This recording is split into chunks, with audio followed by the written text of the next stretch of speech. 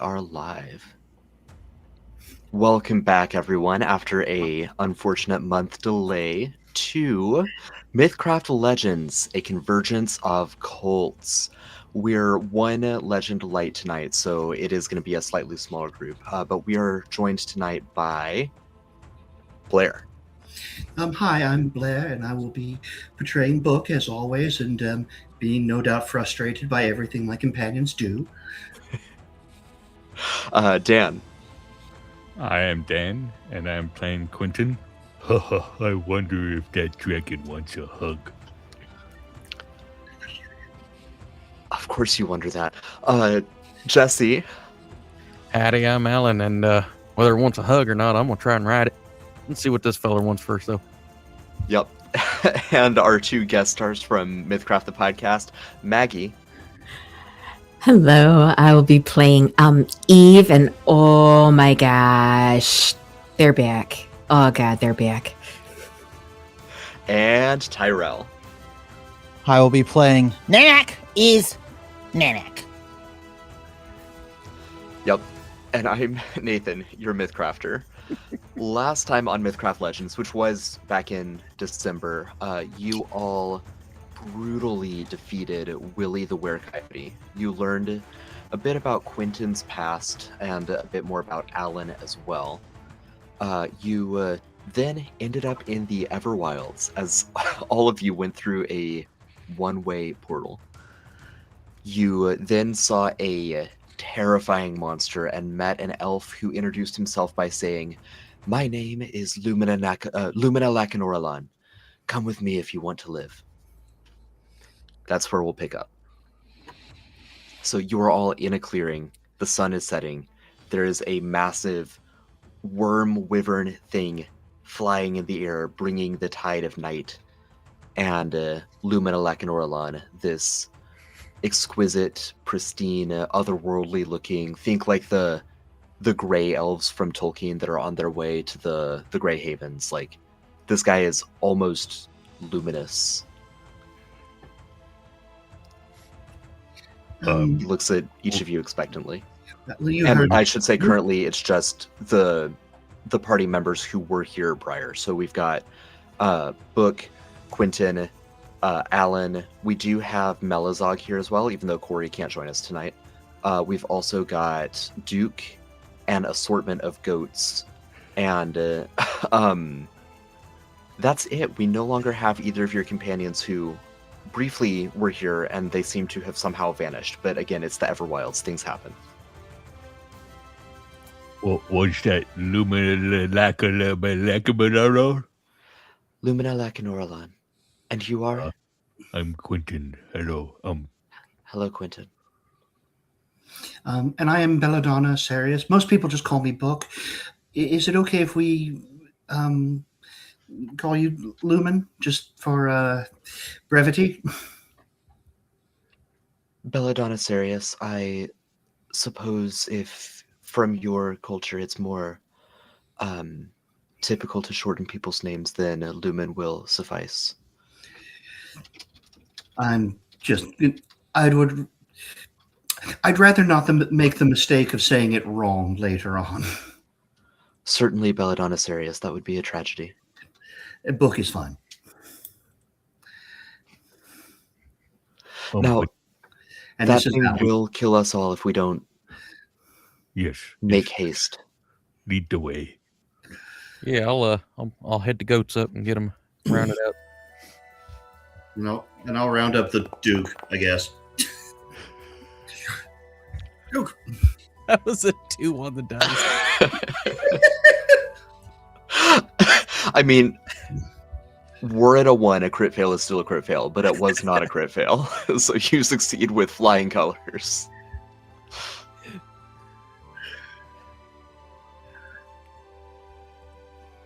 we go.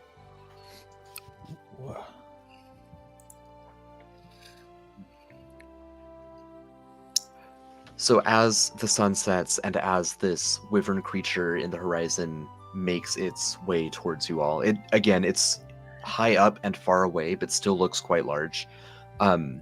It doesn't appear to have seen any of you yet, given its distance. So as you all slip into the undergrowth, following Luminelec and Orlon, you feel a little bit safer knowing that you're no longer in an exposed area. You no longer have direct line of sight to the sky. The Everwilds is a place of nature run rampant, but it's also a place of elements in their purest form and of emotion expressed freely. And each of those different facets of the Everwilds are on full display as you make your way through this forest. You see the brightest and most verdant greens that you've ever seen. You see rapid and visceral decay in the forest floor as you see oversized bugs and beetles and the like just demolishing fallen logs that quickly, like before your eyes, start to wilt and shrivel under the insistence of the circle of life. Given that some of you are scholarly and have studied the Everwilds, some of you are not scholarly and have probably only heard of the Everwilds in brief passing, I do, and especially given that this is a place of enhanced and heightened emotions, I want to take a moment and hear what each of the three of you are paying most attention to, or what you're experiencing. We'll just start with Book and go down the line. So you say it's the sun's going down, you said? Did I get that right? Correct. That's correct. Well, I think as the shadows are starting to encroach, she'll take off her Igluk goggles that she usually wears and just take a time to listen and smell and take in the world from that perspective. At magic school, she definitely would have learned a bit about this place, but it wasn't it wasn't her primary course of study in regards to other realms. So while she's also using this to try and center and ground herself, because there's part of her is like worried about the people back home. But this is the here and now, and we need to be engaged with that. All right. What is Quentin experiencing? For longer than he should, he keeps trying to compartmentalize and memorize this man's name, and as the light fades, it's the colors of the place, even in the dark, that stand out to him. It reminds him of the pictures and the books that travelers would read to him, and he had always wanted to step into those illustrations, and now he's got this feeling like he's living that dream. So it's kind of a moment of bliss for him as he's following along. Yeah. I would highlight that as the light from the sun fades, there are, on the forest floor, there are bioluminescent mushrooms and fungi. There's also fireflies that are multicolored. You can't quite tell if the fireflies themselves are changing colors or if there's just, your normal, like, amber colored fireflies, and there's also pink ones and also green ones. It's hard to tell if they're different ones or if they're all just going through a, like, screensaver gradation of colors as they're flickering and fluttering. What is Alan experiencing? I mean, he definitely and his goats. Yeah, he's paying attention to the goats, keeping them in line, but also, he just went through a lot emotionally with where they just came from. Mhm. And now he's kind of on this new journey of this is his family, and he's got to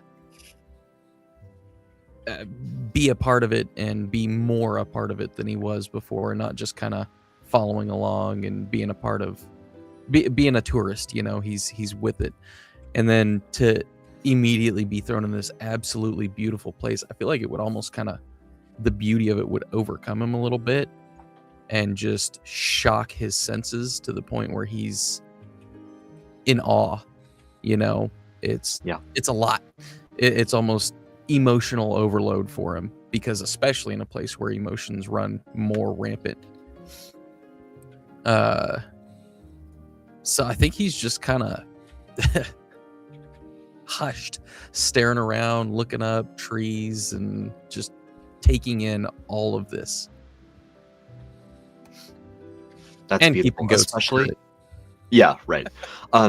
Especially hearkening back to the last episode and the notes that we ended on of the heart-to-heart between Alan and Melazog. I'm sure that that's bringing up a lot as well. Oh, for sure.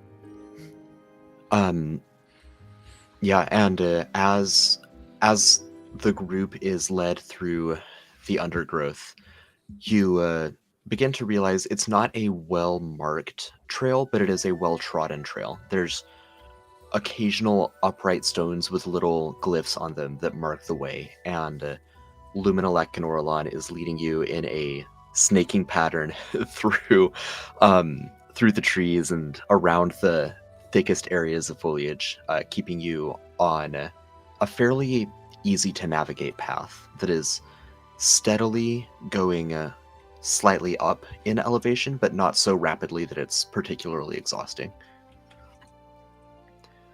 As you round a bend and crest a hill, you're still well under the cover of trees. They're on the top of this hill as well, so you're not at risk of being exposed. You would come face to face with one of your old friends that you rescued some time ago. This would be Eve. Now, I want to sort of do a time rewind and follow Eve briefly to figure out how Eve got here. So, Maggie, can you remind us Eve's backstory prior to her rescue from the Cult of the Deadfall? We never really got into it very much, Okay. but Eve had kind of been largely a nomad for most of her, probably like teens on. She's middle-aged now, human. And it was because she had kind of been shunned by her village and community largely. She doesn't like to talk about it. She doesn't like to get into it too much, but she tries to be in good spirits and just sort of go with the flow, because that seems to be what the universe does with her. And so she has just kind of like been in a perpetual, just always moving. When she was rescued, I feel like she had maybe just been captured by that group all of maybe a week or two prior. So it's like she was passing through, got snatched, and then, kind of lost all sense of time, because she's like, all right, this is where I'm at now. So we're captured. And that's just kind of how Eve lives her life. It's like, if we're captured, we're captured. If we're doing all right and making our way downtown, that's what we're doing. So. Right. Now, forgive me if I made this up, then I made it up and we'll move on. But did she make it into the Everwilds at any point prior to this? Or has she always been on the material world?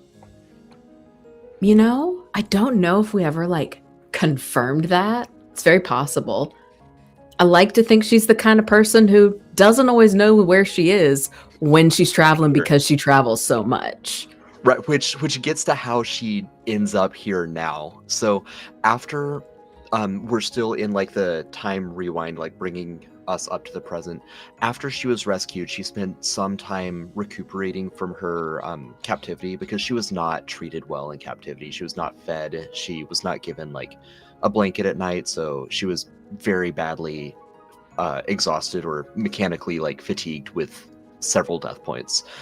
So she took some time to recover in Chasm Claw, but given her nomadic nature, like, would she have stayed around in Chasm Claw, or once she was healed up, would she have begun to... I think that was Chasm Claw pre or post the crazy cave of many hallways, because that was the last thing that Eve really recalls. That's right. Chasm Claw, the recovery at Chasm Claw was just pre the mini hallways. Yeah. So the many hallways would have been, I think, at some point a deviation would have occurred there, because that was the last thing she remembers from this group. I think she went around a corner and never saw these people again and just kept on going through the cave, because surely I'll find him on the other side, you know. Yeah, that's brilliant. Yep. So you go through the mini hallways. This is back in the lair of the Tarot Coven when you all were trying to figure out the puzzle through that, and you all split up. And when you reconvened, there was a different party member from the rotating cast rather than Eve. Because of the magic of tarot and the overlay of the Everwilds, Eve was just walking through the cave, popped out in the Everwilds. Time flows differently in the Everwilds, so for Eve, this could have been 2 days, 2 weeks, 2 years. I'll leave that up to you. But yeah, you're just walking around this path as well when you run into these familiar faces.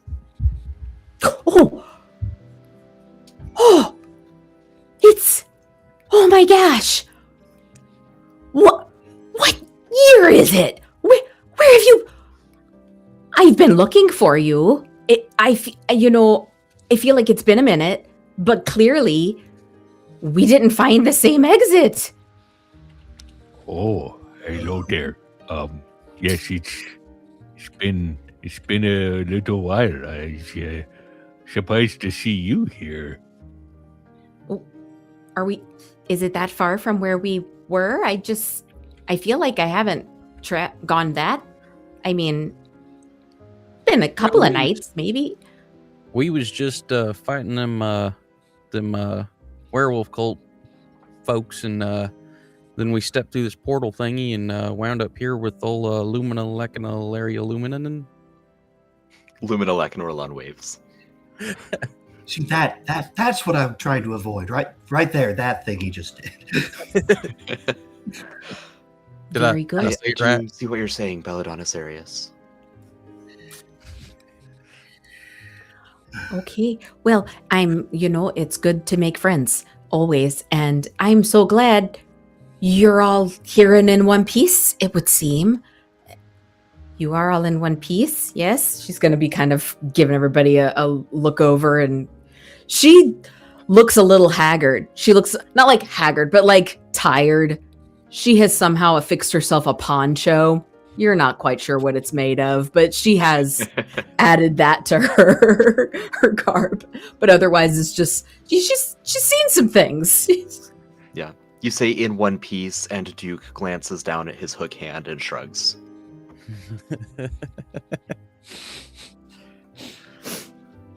Yeah, I mean, we took some damage back there ways, but we seem to be pretty well patched up.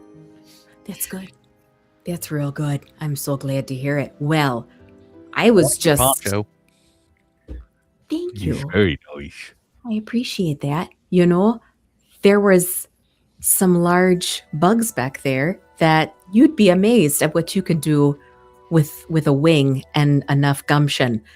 Anywho, I guess welcome to this corner of this where I'm going to be honest with you. I have no idea where we are right now. I've been walking for some time. I might be dehydrated. I might have drank something I shouldn't have back there. Oh, this here's the Everwilds. I will share my water bottle. Thank you. Thank you very, very much. It's book, great book. Yes. The Everwild, that is a bit farther than where that cave started, I imagine. It's one of those situations where distance really isn't the right way to be thinking about it.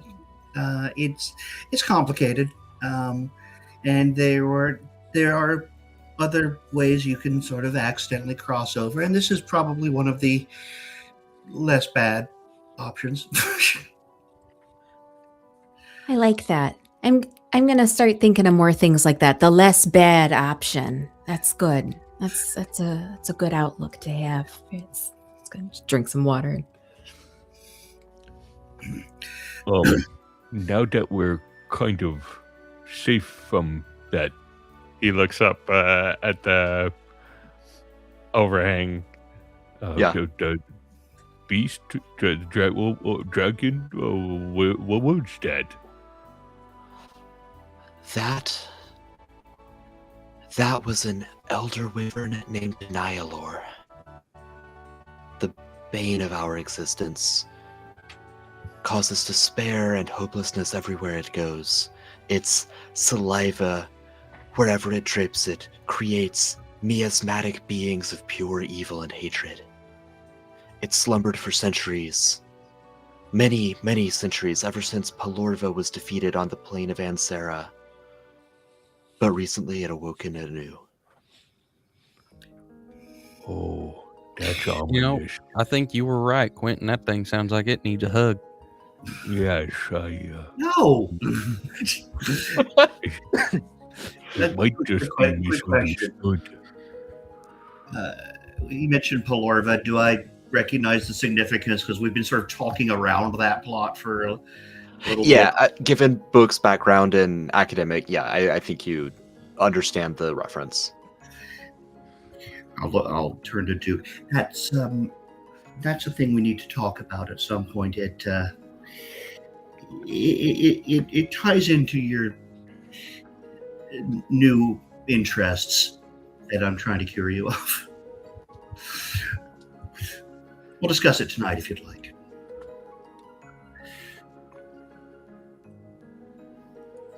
Now, in order to avoid Nihilor, we stay below the tree canopy, especially at night.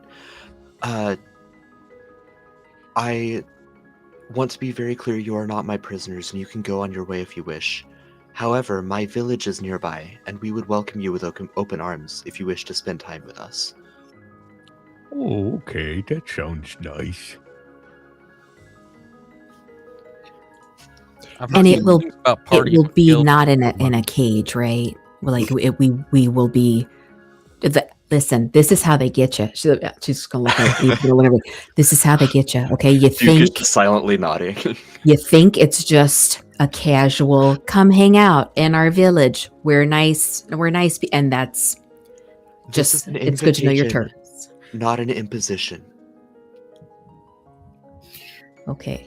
I think we will be happy to accept your hospitality and to behave as model guests. Then I shall take you to the clan of Elvendor. You are in luck. It is the week of the Festival of Augustine. Yes. The MythCraft deity, not the mid-300s Christian scholar. That's oddly specific, but okay. We'll game. All right. Is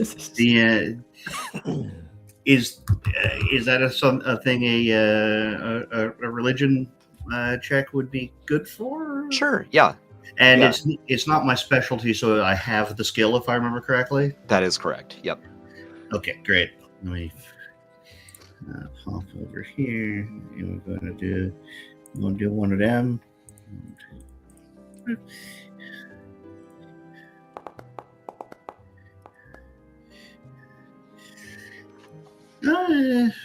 Fair to middling, 15. Yeah, so you would remember that Augustine's iconography is related to a sequoia. So think like the Norse tree of life, but instead of round, it's like long. But it has some of that same like elegant filigree, and it's a very decorative looking sequoia. And Augustine essentially subscribes to conversations around legacy. Take actions to ensure that what you do casts a long shadow, that you're remembered, and that you're remembered well as someone who improved the general good for people.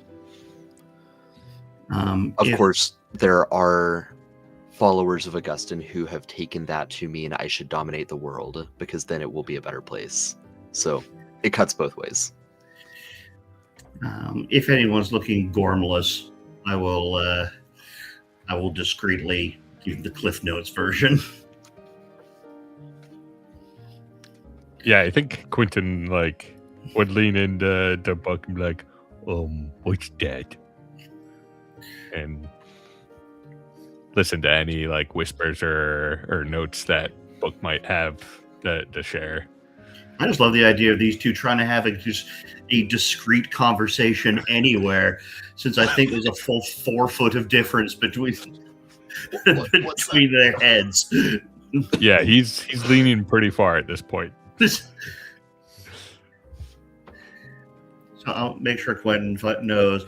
I'll make sure Duke knows, because I just generally assume Duke is out of his depth on most things. He's trying. I know. This is how we learn.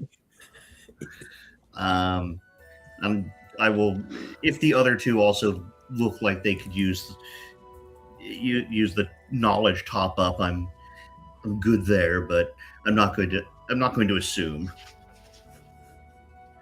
Yeah. Well, on that point, Duke would ask you as you're catching him up, if isn't it entirely possible that Zane and the other leaders of the Cult of the Deadfall would kind of agree with August? I mean, yeah, he's a sequoia, so they'd want to chop him down because they're all about dead trees, but besides that, the whole leave your legacy, and I don't know, it seems kind of in keeping with the teachings. There's a difference between leaving a legacy and leaving a scar. I tap him on the hook hand, and I think I wasn't there for the Zane thing, but from what I've heard, it sounds like he would have a preference for one over the other. I don't think they was trying to leave a legacy rather than rewrite the world. Do away with legacies. Start something new in the name of their belief. One could certainly argue that as a kind of legacy, but right. My understanding of Augustine is that it is the sort of legacy you're trying to leave is important. Every religion can be twisted to make it say the things you want it to say. Right. It has been my experience that followers of this particular denomination tend to be genuinely good and constructive people. I think you're going to see a lot of stuff about family, which is in many ways one of the most lasting legacies you can have, if I'm doing it justice. Luminalak and Orlan, who of course is an elf and is relatively good at hearing, just gives a knowing smile and a slight nod as he continues to lead you all deeper into the woods. After another 20-30 minutes of walking, you would watch as Luminalak and Orlan walks up a tree that it seems to be bowed over by the wind, but none of the other trees in the area are. So it's serving almost like a natural bridge. He walks up the trunk along a branch, and that branch connects to another tree branch, and he starts to he begins to make his way. He doesn't look back to see if you're all following, but he begins to make his way through what is clearly a elevated path that is obvious now that you see him walking it, but you might have missed it if you didn't know to look for it.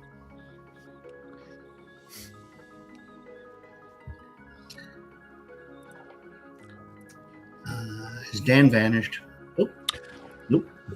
Yeah, I think Quentin will like follow close to the tree and then help others like up it before going himself. You go on ahead of me, Quentin. I'll head up the back of this with the goats. How well do they get up the trees? Goats are great climbers. They have no problem with this. Okay. How well do they follow the path? That's the good question. And not just make their own path through the trees. With a 35 to your animal handling, they behave. Okay.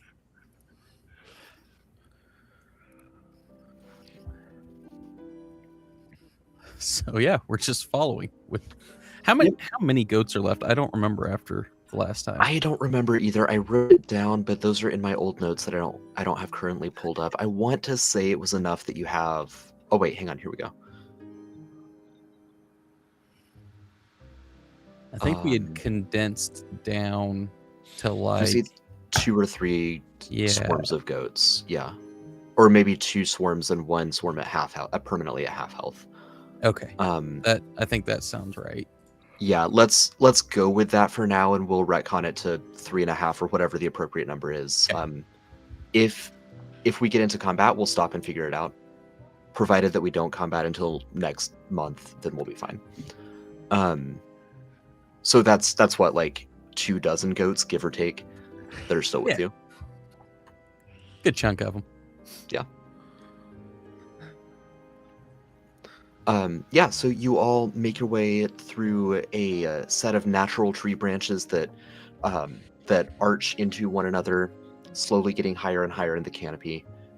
Eventually, as it gets high enough that falling becomes to be a real concern, you see that there are rope handrails that are going along the makeshift or the natural bridges, and eventually there are even full platforms. There's like wooden what do you call those? Just wooden like panel beams that are forming solid bridges with rope handrails going along. And as you progress higher and higher, it takes on the appearance of a full town or a small city that is built in the treetops. Think Forest Moon of Endor, or think like the Wookiee homeworld of Kashyyyk. Like it's very much that. You see full buildings that are built on and in and around the branches of these mighty trees. And you see a multitude of these very fair, almost luminous elves, similar in appearance to your friend Lumen. And you would also see a handful of other lineages. It's primarily elvish, the same way that Chasm Claw has a wide representation of lineages, but is majority human. The same is true here, majority elvish, but you do see humans. You see a lot of Kleppen. You see a handful of Kedek. You'd even see a couple like Urkel. So there's a large mix, even though it is predominantly elvish. Definitely some halflings as well.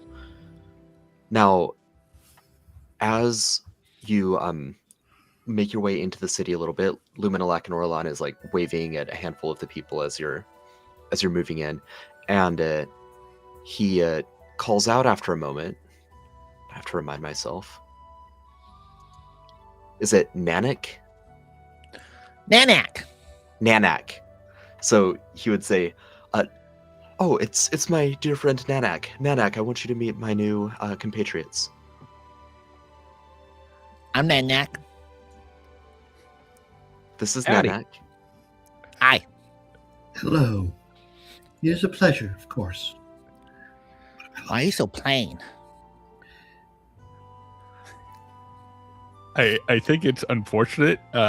Quentin is unable to pay attention to this. He is literally just like walking up and down some of these bridges and just taking in Yep. all the bridges. And he's just like, It's like, wait, what? Kid in a candy shop. Tyrell, can you paint us a visual of Nanak? Yeah, Nanak is a mighty great being of 2 foot 6 inches of stature. He wears nothing except a tiny tattered loincloth. He's covered in multicolored fur of light blues, dark purples. He has emerald green, almost feline-like eyes. It's hard to tell what he anthropomorphizes, whether he is an ape, a raccoon, a dog. It's hard to tell. And he has a little, almost carapace-like owl that hops around on the ground around him. Incredible. So, like, you knew or what? Oh, so many bridges. Oh, You You know see bridge for? I make bridges, but there's so many Wow. here. It's incredible. Yeah. It's pretty much better than anything anywhere else. Yeah. Probably. We live in and among the trees, at harmony with nature. Well, not Yes. always harmony. Sometimes harmony. Unless it gets Yeah. and then unless it gets uppity, then you gotta be not harmony. You gotta bonk it hard. Unfortunately, my friend is correct. I support that message. That's a good way to be. I like that. Sorry. I wasn't paying attention. Hi, little tiny one. I'm Quentin. Who little tiny one? Who you talking me? I'm big. Oh, right. Yes, you are enormous. I'm sorry. Yeah, that's right. Look at this. Look at this. Those look small to you? That's what I thought. What is your strength? Like -2. Quentin moves his tower shield a little bit and stops being able to see Nanook. Alan would look down and be like, see what?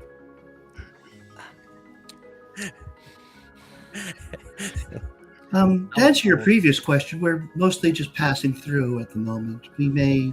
But we've been invited to spend the evening.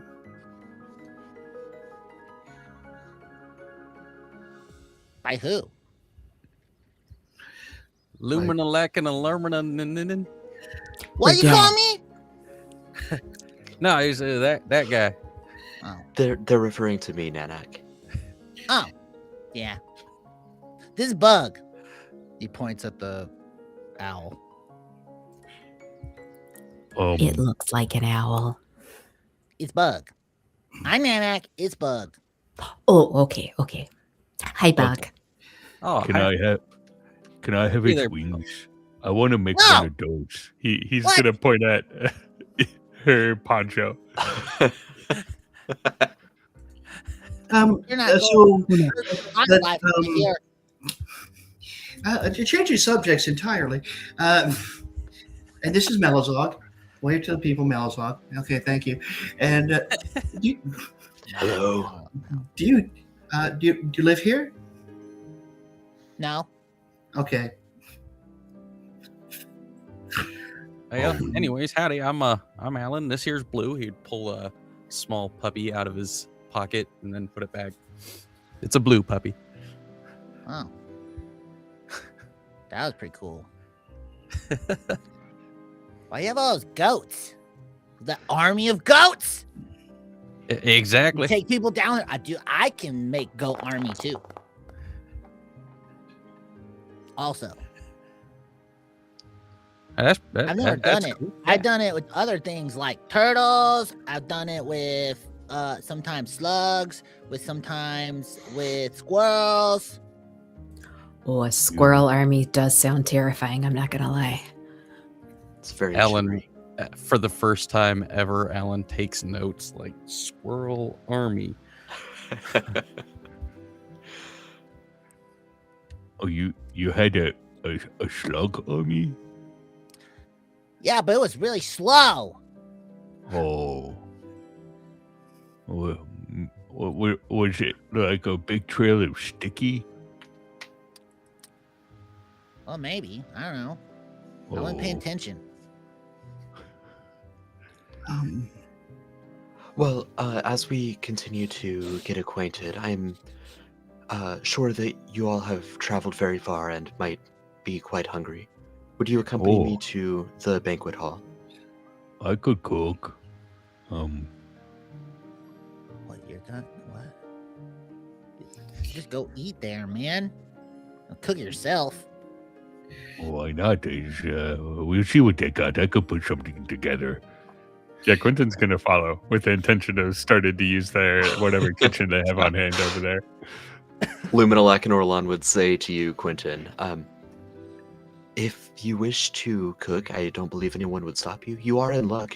During the days that are not festival days, we eat enchanted food that is not particularly exciting to cook, but quite delightful to eat.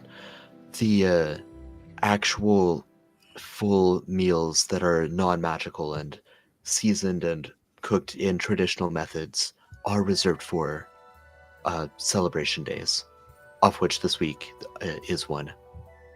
Oh, Yeah, it's awesome. Then I believe we find ourselves in a fortuitous circumstance, as both Quentin and I are in hospitality. Well, I'm Mac sure meat, that for sure. all of your talents will be welcome here, whether in preparing or consuming. I just wander around and make people poop. What? we're good. That's an odd. That's an Yeah, odd. it's called head, tails, or diarrhea. I just give it to people sometimes. It's important to have hobbies. It's that's good. I think. Head, tails, or diarrheas? Yeah, Oh, but I don't have any Whatever coins. works. I found a big bag of it, but I left it. I left it back there. I'd probably for the best. Coins are stupid. I don't know why you carry metal around like that. It's dumb. It was heavy. I didn't want to tote it around. Yeah. I like this guy. He knows what's up. He knows how to Elsewhere. live. Seems like. Elsewhere, a group of level 1 heroes just completed the world's easiest dungeon. It's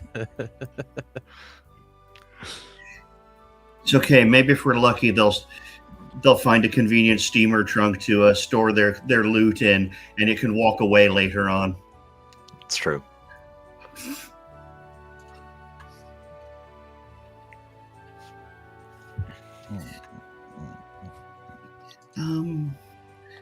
Anyway, yes, but be happy to participate in your celebrations.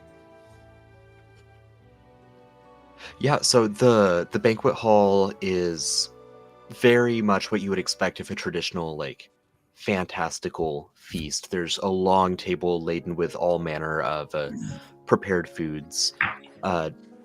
Basically anything that you're looking for, you can probably find here, aside from any ultra-processed modern foods, right? But within the context of the story, if you're looking for, medieval candies, like the equivalent of Turkish delight, or like glazed fruits, or even like caramel drizzles, things of that nature, like you can find that here.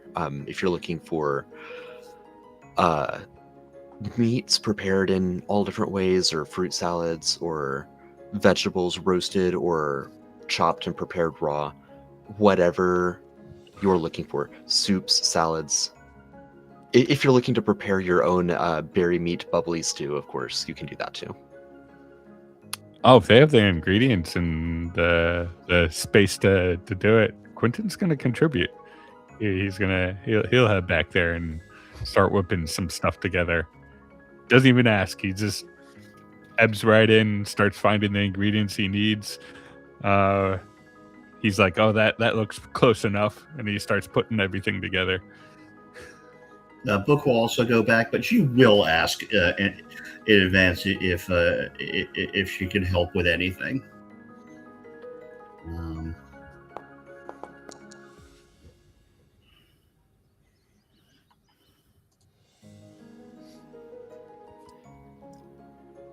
So the that was your cooking role, right, Dan? Yes. Okay. Yeah, I mean the berry meat bubbly stew is one of the better things at the table. Like, I mean, it's a feast day prepared by professional chefs in the Everwilds, where like they season their food with joy and confidence as opposed to rosemary and thyme, right? Like it's a different cooking mechanism and it's really delicious. It's hard to beat, but you do compete pretty well with it. And Book, yeah, one of the chefs would ask for some help with some basic preparation for some dishes, but after doing so, like if there's a particular dish that you would want to make yourself, you certainly can. Unfortunately, well, I'm a more than passable cook. My specialization is actually brewing, which is something that's hard to do on exceedingly short notice. Valid. If you want to start something to be ready for another day, though, you can. Yeah, I think that would be a nice way of contributing to hospitality. And there are others like natives to this village in here prepping things as well while we're in here using this space. Yeah, so the head chef is named Mishran Dillian Servanel and directs you on how to prepare a handful of different dishes that they're already in the process of preparing, while also making room for you to contribute in your own ways. Is there any way, while Quentin's making his meat berry bubbly stew, to pick up a little bit on how they season with their emotions? And can I do like maybe like an empathy check to see if he could try to add some of that to his dish? Sure, I love that. Yeah, empathy is perfect for that.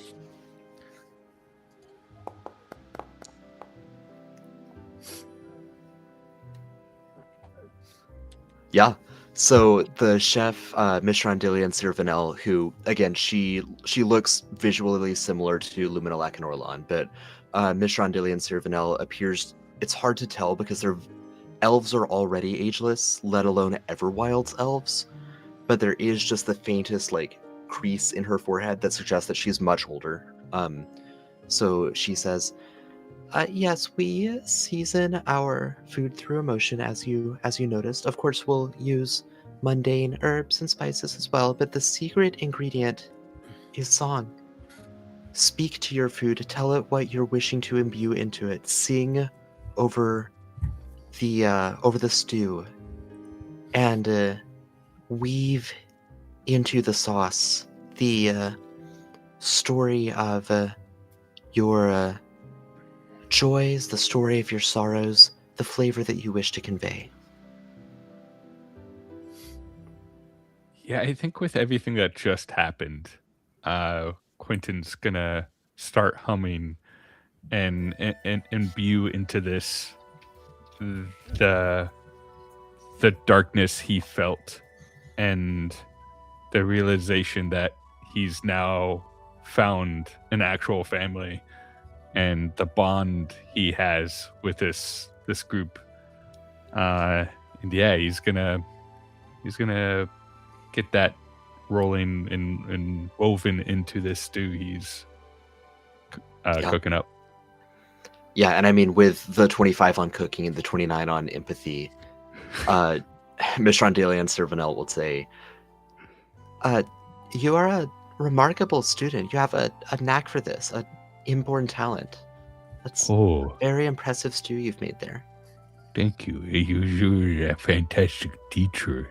I couldn't have done it without your guidance. And could we get a brewing check from Book? Oh, sure. Yeah. Sadly, Book's no singer. She's a talker. So, and besides, most of what you get is probably ennui. Miss Rondillion Servanel is nonetheless trying to be supportive. I mean, the spoken verse, any form of poetry itself, can be quite potent. Well, that's right. The pot doesn't work on pop out. It's okay. We can make it happen.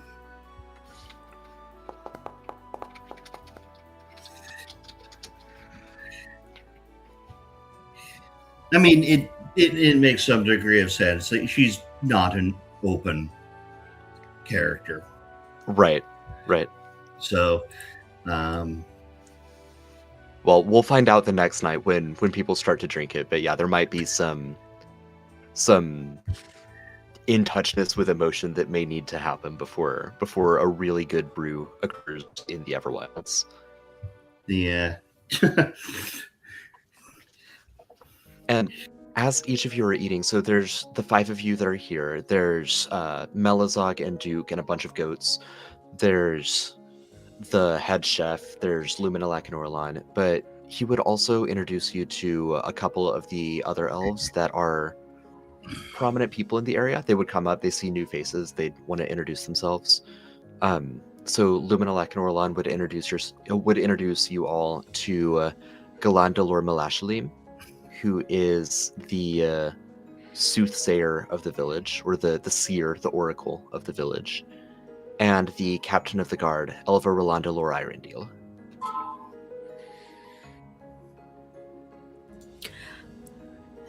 And there's not a Jack or a Bob among them. Have you noticed that? It's all like that. Yeah, they got nothing but time on their hands. Got big, long, dumb names you can't pronounce. This guy gets it. when I give a Luminalak and Orlan says, every name is a poem, a testament to the person you are or might aspire to become. I suspect Alan's name's a limerick. I suspect you're right. Book, I really need to take some notes, but I don't know how to do that. So, maybe later tonight, you could help me, figure some of that out. Oh, absolutely. Well, we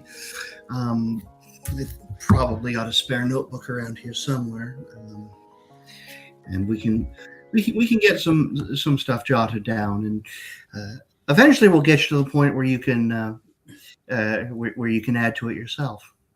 Oh, it's just really hard to remember all these big long names. Yes. It's kind of like remembering a song, you know. You just gotta hear it enough times to get them lyrics in your head. So the captain of the guard would actually take great interest in you all, seeing you've got like the adventurer look about you, right? You're level 11 heroes. It's very obvious that you've all been through it before. So Elva Rolanda Lor Irendil would approach you all, and he would say, it seems that you have all engaged in a variety of adventures before. Perhaps you could regale us with your tales around a campfire later tonight, but if I'm correct in that assessment, perhaps you've noticed the gigantic monster flying around the sky. We have become acquainted, yes. Yeah, where can I find a saddle for something that size? I'm not sure a saddle that size exists. Well, If- I'll have to work on that. You are capable of Bareback taming it. such a creature. Well, yeah, that's how you break them in. Break him in. Perhaps you are not the individuals I should talk to. If you happen to know any adventurers who might be willing to take on this beast so that it does not destroy us all. Heck yeah, man, I'm a Oh. war hero. Well, if it's in the name of protecting people and in bringing safety to the peaceable folk, then yes, we need to help. Yeah, Very that good. guy said. Nanak, yes, of course, I appreciate your help and the help of your conclave of the people of Arling, but we will need to bring together the many conclaves of the area, I do fear, if we're stand a chance against Nihilor. Most of them stink. No, No, but the enemy of our enemy is an asset, not a liability. I don't promise be nice. Despite how we may come across initially, I will point out my companion here was able to organize goats into a semi-effective army. So surely recruiting others who could actually speak to us will be somewhat within our wheelhouse. Well, I don't as know about Nanik that. Goats alluded, make a lot more sense than some folks. as Nanik alluded, don't expect them all to make a lot of sense. I wonder if I could just give him some stew. Break the ice a little bit. They say we don't make sense. Ooh, Matt.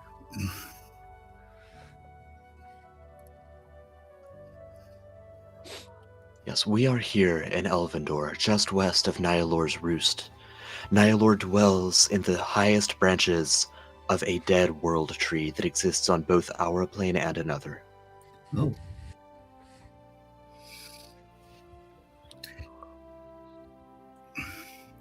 And any way to hazard a guess where the other plane might be? Would that be a Well, religion check? I mean, it's a giant dead world tree. Like, it's going to either be Ansara or maybe Shadowcroft, or maybe both Ansara and Shadowcroft. I was guessing somewhere between the two. Yeah. Uh, I would say I don't think you need to make a check to intuit as much. all right, I'm going to start making sketches in my notebook, so because there's a lot of information here. I want to go to Wolven. All Right, right. so we are Elvendor, and there are 10 major conclaves around us. So we in Elvendor are not directly associated with a specific Archfey conclave. We venerate most of them. Of course, this week is the Festival of Augustine. There are many other festivals throughout the year, and we will often travel to some of our neighbors when celebrating their specific conclaves. The threat that Nihilor poses cannot be overstated, because he did wake up quite recently, within the past few days. What events led him to wake up is something that I am unsure of. My suspicion is that it has to do with the other side of the Dead World Tree, the other plane or planes on which the Dead World Tree exists. Whatever has happened has caused Nihilor to stir from his slumber. I think I'm putting it together. Yeah, there's been a lot of cult activity there. Big old tree like that seems to attract that stuff. Oh no. Okay, no, it's all coming together. Okay, so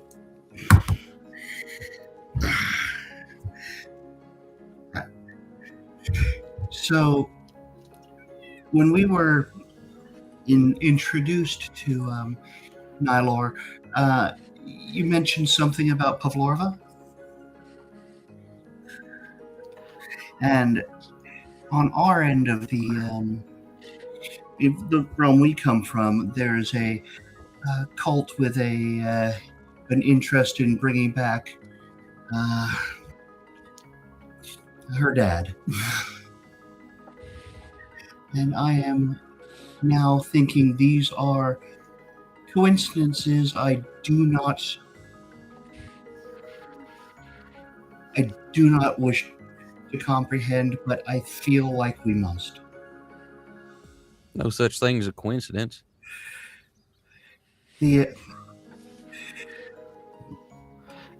That's what I'm afraid of. Yeah. Elva Rolandalor Irindil takes that in stride and says, "So you suspect that if Nyalor lived and slumbered in accordance with the activity of Pelorva and her father, that if he has taken to the skies once more, that Something is happening. individuals of those magnitude have returned or are in the process thereof. This could be, to use a turn of phrase, this could be the birthing pains of a new age of darkness, from our perspective at least. And I do not much care for it. Grim tidings these are. A new age of darkness. If it begins here, we should do everything within our power to prevent it from spreading further. But no one conclave alone would be sufficient to stand to Nyalor's wrath.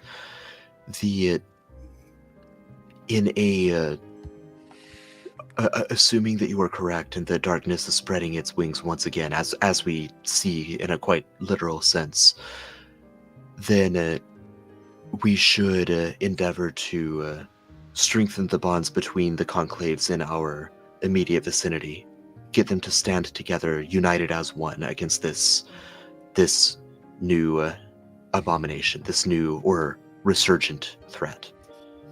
The problem, of course, is that these conclaves do not all get along with one another. Got that right. But I mean, if it's, if greater good, like our friend Quentin was saying, we're trying to, kill a big bad thing. Surely they'll all get on board for that, right? Nope.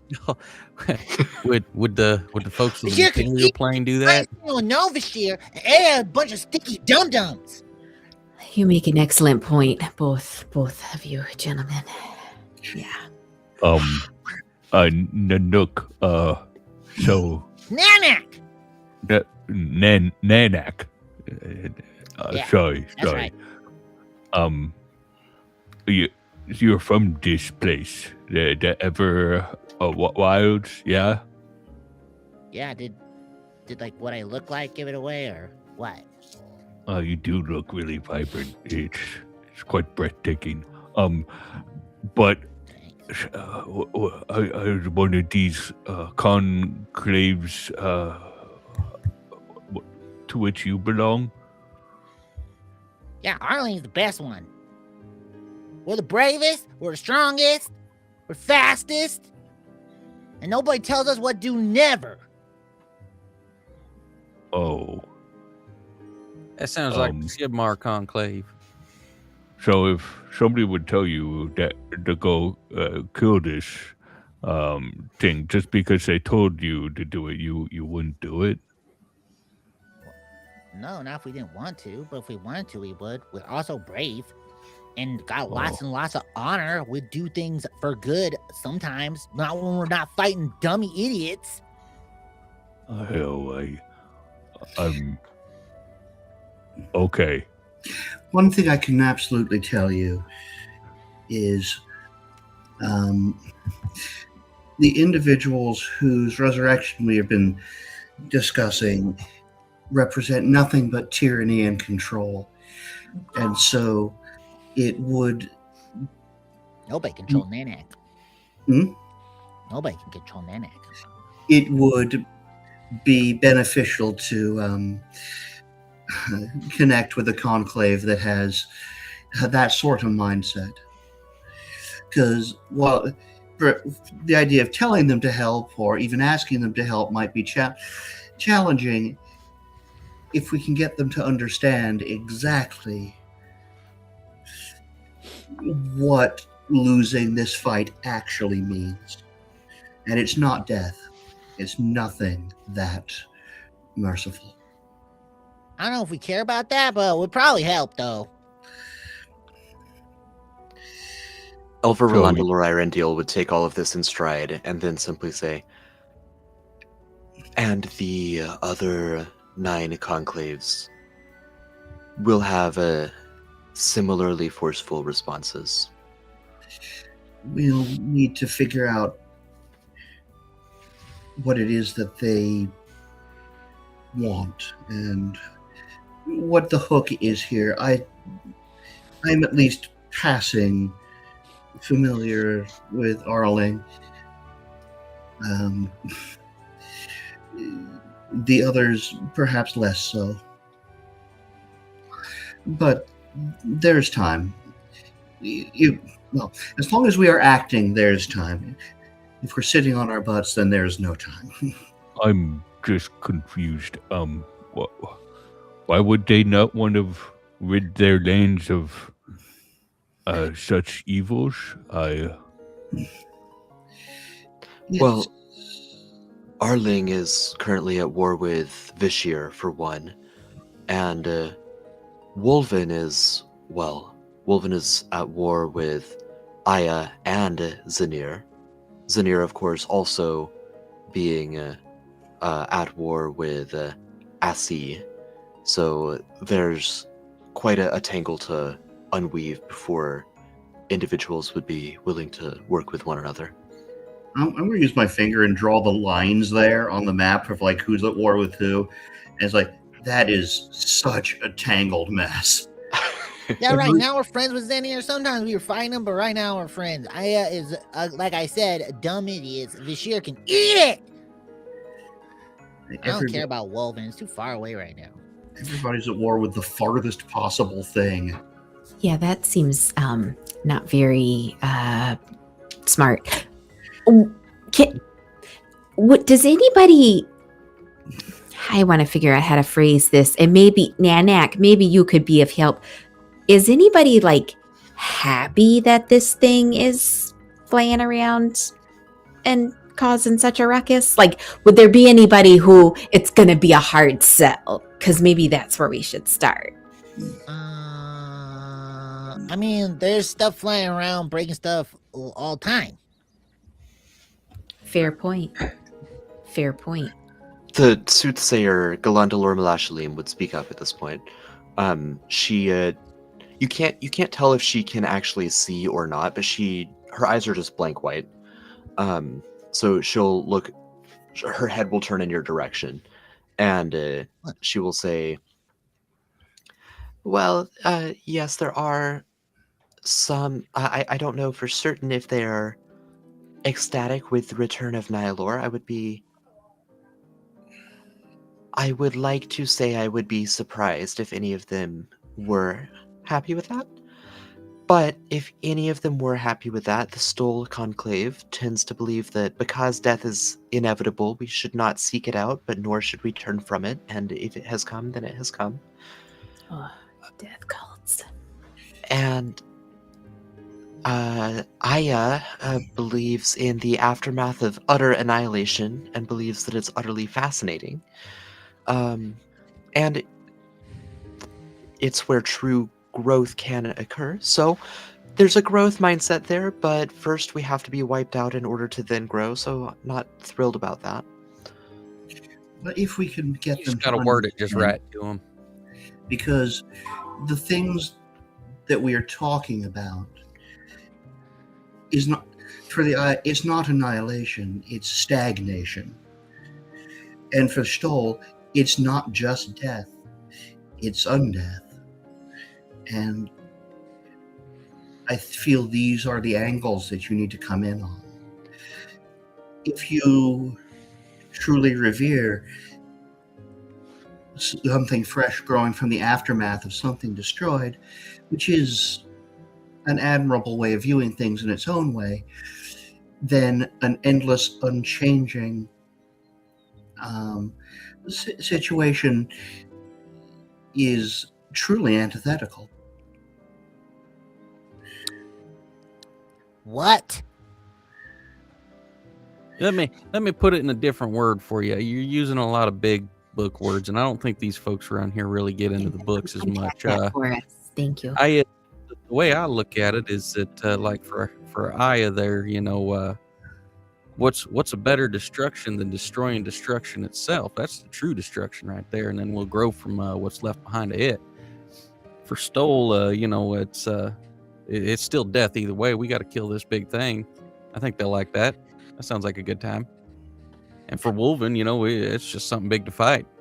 I like the Wolven. I'm familiar with them. That's where my connection to the primal magic comes from, is the Shibmar Conclave. So I think if I can get if I can get in touch with them, they'll understand a big fight's a big fight. Luminalak and Orlan would say, "Yeah, it seems that you are not unfamiliar with politicking and with choosing specific words that convey a particular meaning, and to that it seems that you would be staunch allies in this this mission of political realignment against this true greater evil. Now, how would you handle Assi? Because their whole thing is that life is just a series of miseries, and each misery is separated by brief moments of complete annoyance or contempt. Might as well make sure everyone knows it. According to them, they're just, I believe the expression from Aunt Sarah is Debbie Downers. It's not So how even do fun you- to make them Well, that poop because they just act the same as they always act, no matter what I do to them. That big thing flying around up there just seems to be having a good old time. We need to bring him down to their miserable level. Wait, Tyrell, did you take Really the ruin its defecate day. spell? What? Did you take the defecate spell? Yeah, I did. My main spells, the Big sound. cornerstone of my whole build. Took me. Okay, sorry. Back at it. The We need to ruin that big flying guy's day. That's what we need to tell them. And if nothing else, I went to That college. sounds I know how like to deal with misery chronically for them. depressed people. Very good. It does seem like you will be you seem to have been exactly what we needed exactly at the right time, so for that I'm quite grateful. Maybe that's why that symbol was there and it took us here. It was a sign. I'm Perhaps just it was. excited. There's lots of big guys to fight. You said it was kind of a grim thing, but I mean, this is best case scenario for me. Unfortunately, That's like the whole Everwilds, man, that's the best part of being here. if we can't bring it down, it is the worst case scenario for all of us and those we That'd care probably about. be fine. Now, just to note, because Corey and I sidebarred a little bit, so he knew roughly what was going to happen tonight. Malazog would speak up and say, "Yes, there's a great number of words and methodologies that we'll need to tweak a little bit as we approach each of these different conclaves. It would seem to me, especially given the proximity to Elvindor and given that we have a new friend here in Nanak, approaching Arling first might be prudent, given that it will be a shorter journey. We have an ally there already, and they seem ready to go, ready to take on any threat that comes their way. And if we cannot get all of the other conclaves on our side, if, for example, Vashir refuses to join us, well, we can rest assured that we have some of the bravest and most noble fighters at our backs. Yeah, then we Best can way make to a dragon cover fall on the much- sheer. I think we should cover as much ground as possible in a little time. We should all split up, each take our own place. You don't want to go it alone, man. I've been doing that for a minute. You don't. I don't know that you want to do that. My only thought on that is, why go to the ones who are the most ready and brave for the moment? If they're our last stop, wouldn't that be more what's the word, prudent, efficient? If there are others that need convincing, need time to think or prepare, more so than them, shouldn't we get them words to them first? Yes? No? I don't know. I see where you're coming from, and there is some wisdom there, but we are also strangers here. If visiting those that are shall we say, low-hanging fruit are will give us more time to get our bearings and understand the situation, so we will be better prepared when we do have to face more challenging opposition, and perhaps one of our friends we talked to in a more friendly settlement might know something we can use as our hook. I know no one's actually talked about Lyra yet. Or Titania. Did we hear about Cedrian? Luminalek and Orlan is happy to give you a rundown of each of them. So, you know Arling, you know Assi, you know Augustin. Aya is the devastation and growth after the fact. Cedrian, yes, the Cedrian is represented by a conifer, a plant that endures very harsh conditions for half of each year, given a normal rotation of the seasons.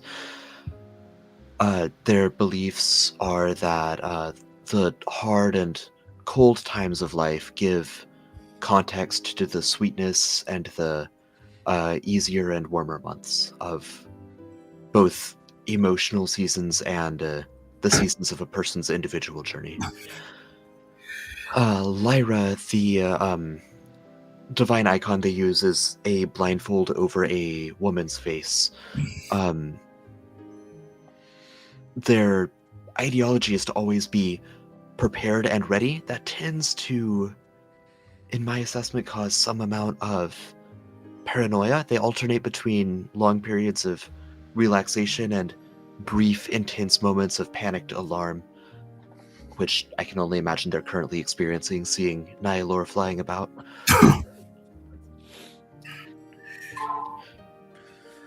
And what was it? Titania? Yes. Yeah, Titania is one of the, I would say, elder or higher members of the various Archfey pantheons. Titania and her partner Oberon in the Archfey themselves are sort of the king and queen of the Archfey. Titania is represented by the sun, represents being a pensive, clear-eyed, long-term planner who makes decisions prudently, believing that these decisions, when made meticulously, will lead to the ongoing well-being of her family and subjects. This involves very mundane, unexciting decisions that seem to have no bearing on anything, really, until years later when you see how they've paid off. Bunch of dumb rules and a bunch of dumb enclaves. Melisok would say, to your point, Quentin, the ones that might be a little bit more challenging to approach, it certainly could be good to start with them, but we have to remember, if we approach one that's currently at war with another, then we make their opponent an enemy of us, and possibly irreconcilable. Of course, we should try to get as many people on our side as possible, but if we make an ally of Wolven, for example, then we should be prepared for Zanir and Aya not to join us. And if to that end, I should say, Stoll being you could call it a death cult. I think they're probably a little bit more nuanced than that. People usually are, with the exception of Duke's previous institution, which not very nuanced. It looks like Duke was about to speak up, and Melizog shuts that down. But going to Stoll might be another reasonable first move, because it's close to Arling. We can talk with Arling as well if prompted or if needed. But if they're involved with death and possibly undeath, and if the worst happens to any of us, it might not be bad to have necromancers on our side. Gross. Wait, what? I see. This is really hurting my head. I've got a headache, but I think this is more for you, Nanook. Nanak. I'm so sorry. I'm terrible at this. This is not my thing. I don't do the diplomacies. But if we could get you to make friends with the Vashir, then What? Yes. That's the worst idea that's come out of anybody yet. But if we make them our friends, then we have your people and them, and we don't make enemies of enemies. They'll just make it worse. How so? Listen to everybody else. What's so bad about them? They're stupid and they stink. Well, Luminalek and no. Orlan would elaborate on that, saying, what our dear friend Nanak is trying to say is that the people of Vashir believe that emotion leads to rash decisions with terrible consequences, and emotion has no place in a mature person, something that obviously Arling disagrees with. Obviously, because that's where we are. You live in the best place to feel all the things. I can see why you might think it would be challenging to find middle ground there. Yep. Unless we went to the actual literal, Eve pointing at the map, middle ground. This Lyra place intrigues me. If they already are going to be a sort of paranoid bunch, they seem like they'd be a pretty easy sell. And they're right in the middle of everything, which might sort of open up the possibility of bringing either others into the fold, or at the very least, central location probably couldn't hurt. I think there's a lot there, but I'm sort of leaning towards siding with Melizov. How about this for a somewhat optimistic view of this? We could start with Arling, move up through Stoll, and then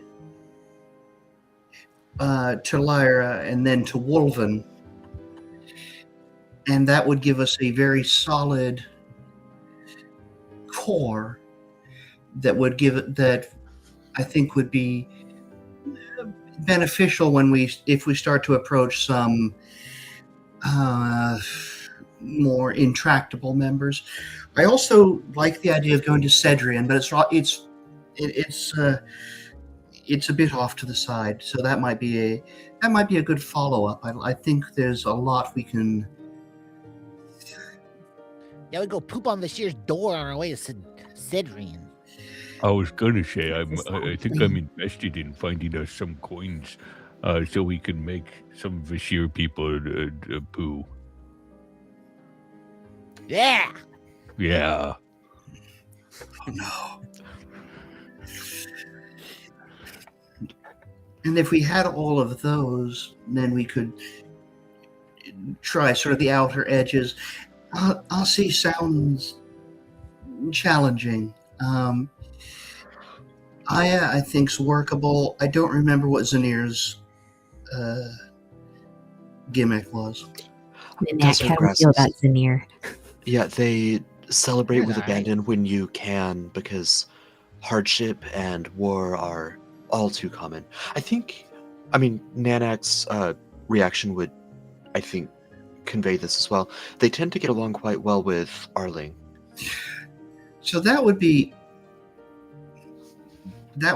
a help, at least offset the potential hostility of working with Wolven.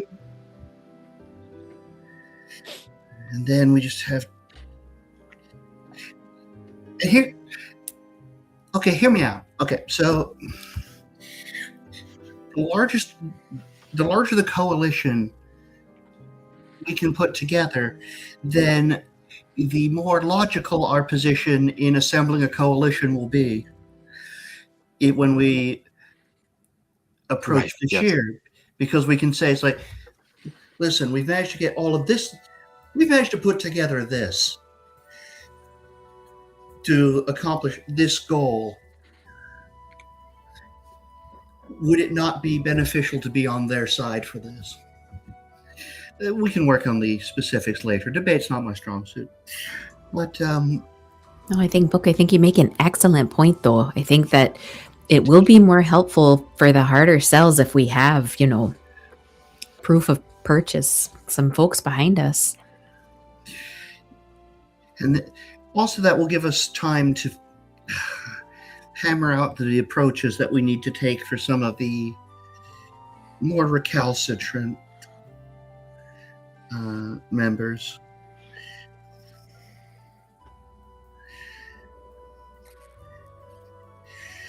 Thoughts?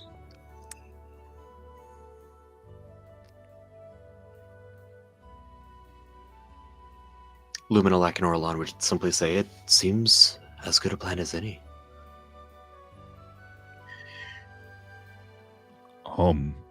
Duke, if it comes to it when we get to store, Yeah? maybe be ready to, you'd understand some they of their seem- concepts. Yeah, they seem Um, really interesting. I feel like I kind of speak their language. Yes, I was gonna see if you could help us talk to them when we get over there. You help bridge communications. Well, I mean, you're the bridge person, but yeah, I think that I could communicate with them for sure.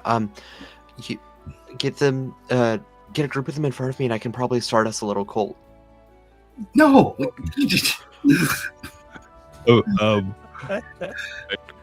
No, but just it's for us to stop Nihilor. Not every group of Just people working change together is a cult. terminology a bit. Need to teach them the word team, or yes. pass even. I thought we had him set on family for a while, but no, he's back on cult. Oh, family works. Family works. Yeah, that's Shoulders what slump a people in little. cult call each other sometimes. Sometimes they call the cult the family. Sometimes There is that part. I didn't want to say it, but it makes a good point. It's in baby steps. Listen, it's only a cult if we all die together, Well, you know Well, what I they mean, say. if we're talking about Stoll, that might very well be a reality. Well, it sounds like they ain't gonna let us die. not bring me back. We'll just keep on living, necromancers and all. Yeah, I guess so. Will unlive. All right. Well, it seems like there's a pretty solid plan in place. There is more to occur over the festivities of Augustin and the town of Elvendor up here in the trees. But let's go ahead and take our intermission. So we'll all be back in 15 minutes, let's say. So that will be 8:45 Eastern. Fantastic.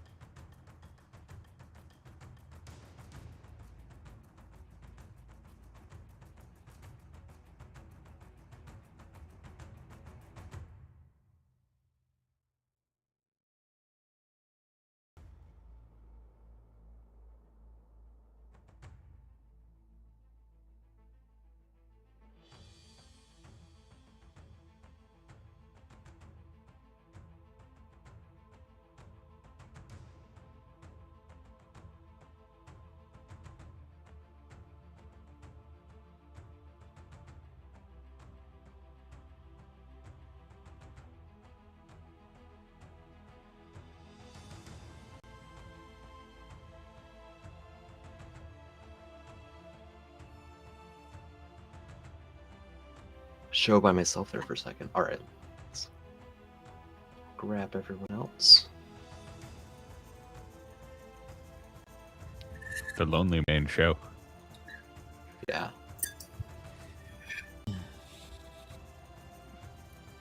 All right. And I think I even got everyone back in the right order. Yeah. Yeah. Ew.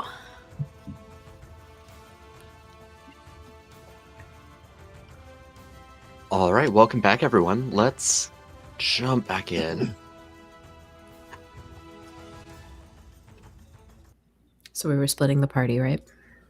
Yeah, something Yeah. like that. It was Everybody pick a conclave. Let's split up, gang. scatter.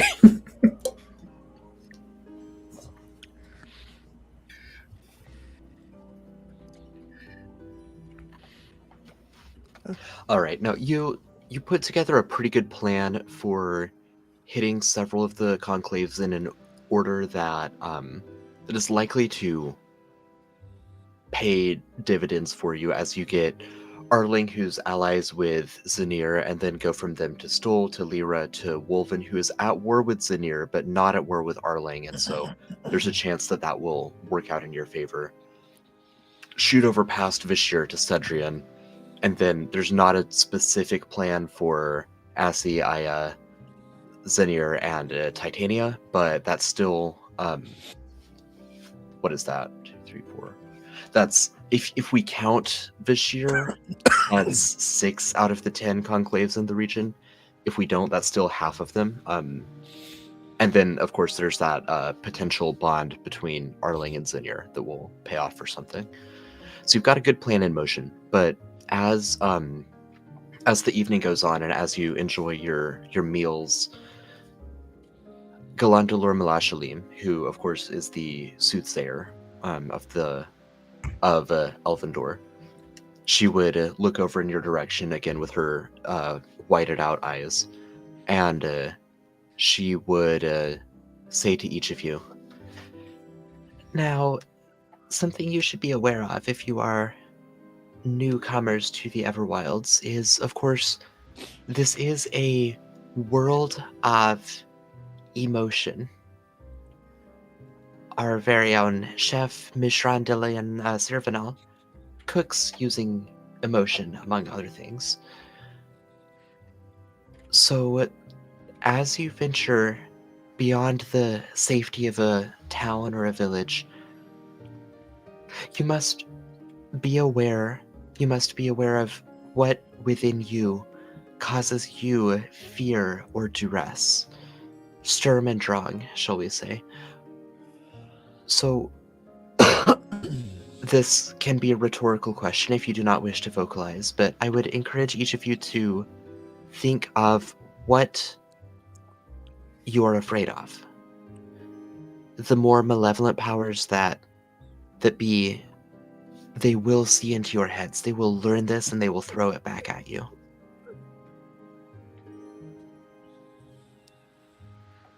Mm-hmm.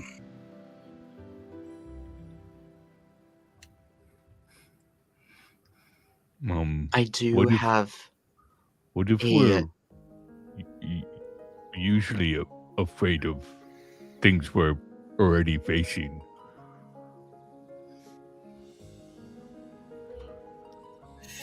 if you are usually afraid of things that you're already facing,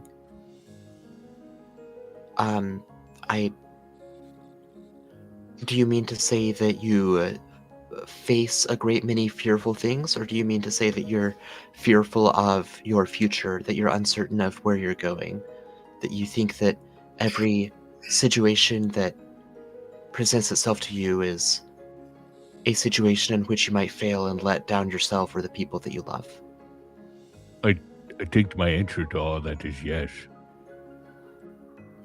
Dang, man. There ain't nothing to be scared of. Fear is a Well- weakness of the mind. If you free yourself from all other things and just live free, you won't be scared of nothing. You really It are, is- Brent. I love this guy. The little death I've yet that to leads run to anything total up yet. annihilation. Can't I know. I'll find face my fear. I will see it before me. But hey, Alan, at least you had some percussive therapy recently that's probably going to help with this.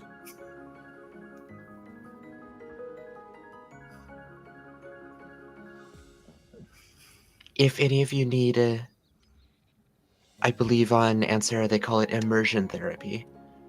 I maintain a cave beneath the canopies of Elvendor.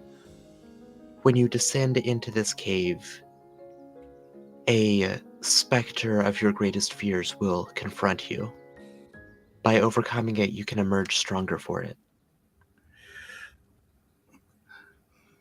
I do like going in caves. This is how they get you. I'm just saying.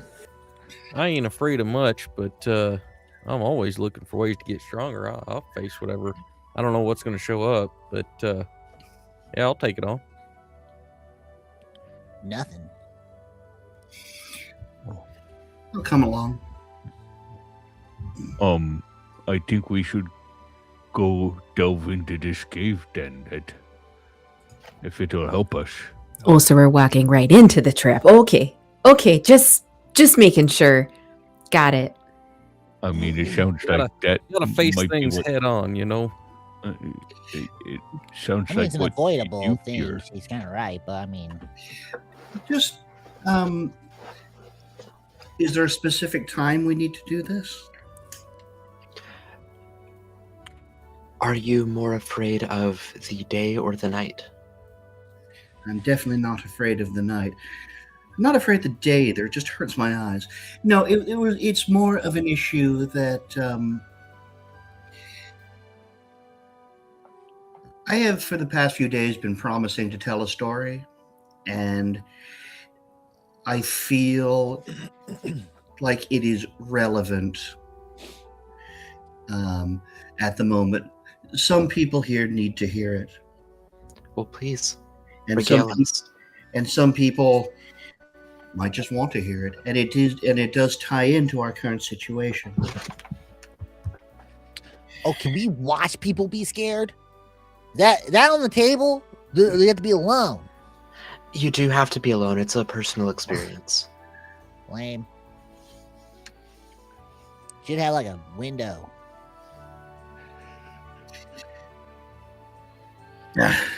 So, as previously established, I don't actually know this story that I'm going to tell because I'm playing through the game that it's in. and Oh, of course. Yeah. Oh, I was Um, like, you said that for real? That's a strange way to tell a story. the the character knows a not insignificant bit about this Got it. situation, but because I'm still in the process of playing through the adventure, and we have, let's just say, it's not been a great month for getting the group together. I know actually nothing. I know some of the names and some of the places, and I know that ultimately the end of it ties into my backstory. So. Oh. Yeah, so to preserve the play experience in your home game, Dan and Jesse, do you know the actual backstory of Dracula and Pelorva from Veil of the Eternal Night? I do, yeah. I haven't read it yet because I eventually intend to play it. Got it. Fascinating. How do I do this? It is But mostly for I the benefit also of have Duke. short-term memory, so I will forget. 100%. Okay. What I will do is say that book delivers this recounting of the story, and it's dramatic and engaging, and yes, it's primarily for the benefit of Duke. But Quentin knows it now, Alan knows it now, and Jesse, I can link you the description of it, or we can leave that more ambiguous for your own group. I can but we'll always go through it later. yeah, we'll handle it between sessions. But you all have that information, which will be pertinent for the second half of this campaign as we move into that direction, but will not be pertinent for the next hour to 90 minutes here. just to also add a little bit of flavor. Cantrips will be involved in providing appropriate flair. Excellent. And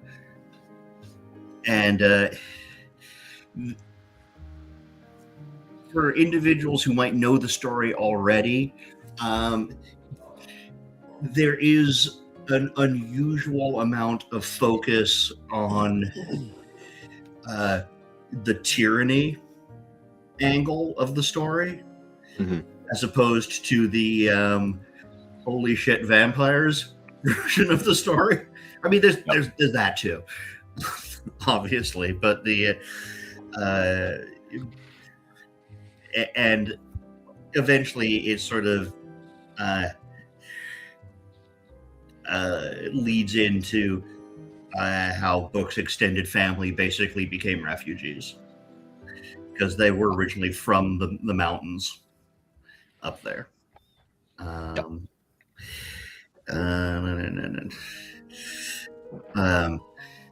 And I will also put emphasis on the Polarva angle, which is because that was like what got me thinking on these lines in the first place when we talked about Nihilor.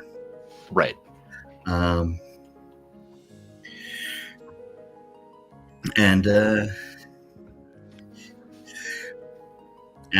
also I'm also trying, as much as possible, try and impress to Duke Dracula's not cool. Yeah, I think through this telling, Quentin is just completely locked in. He's like listening to every word, especially like when you're weaving magic to help like flare some of it. He smiles extra hard because that's how he tells his stories.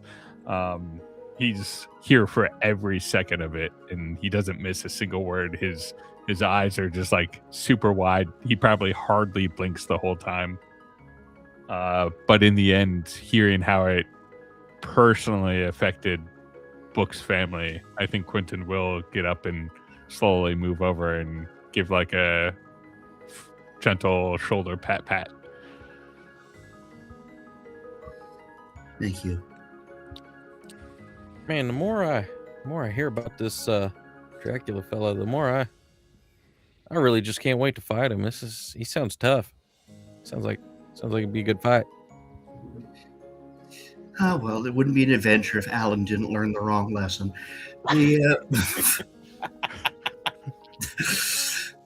the way, ready to get that armor off yet? Oh no, I love this thing. It's a part of me now. Just to remind everybody, it's just dripping blood. Yeah.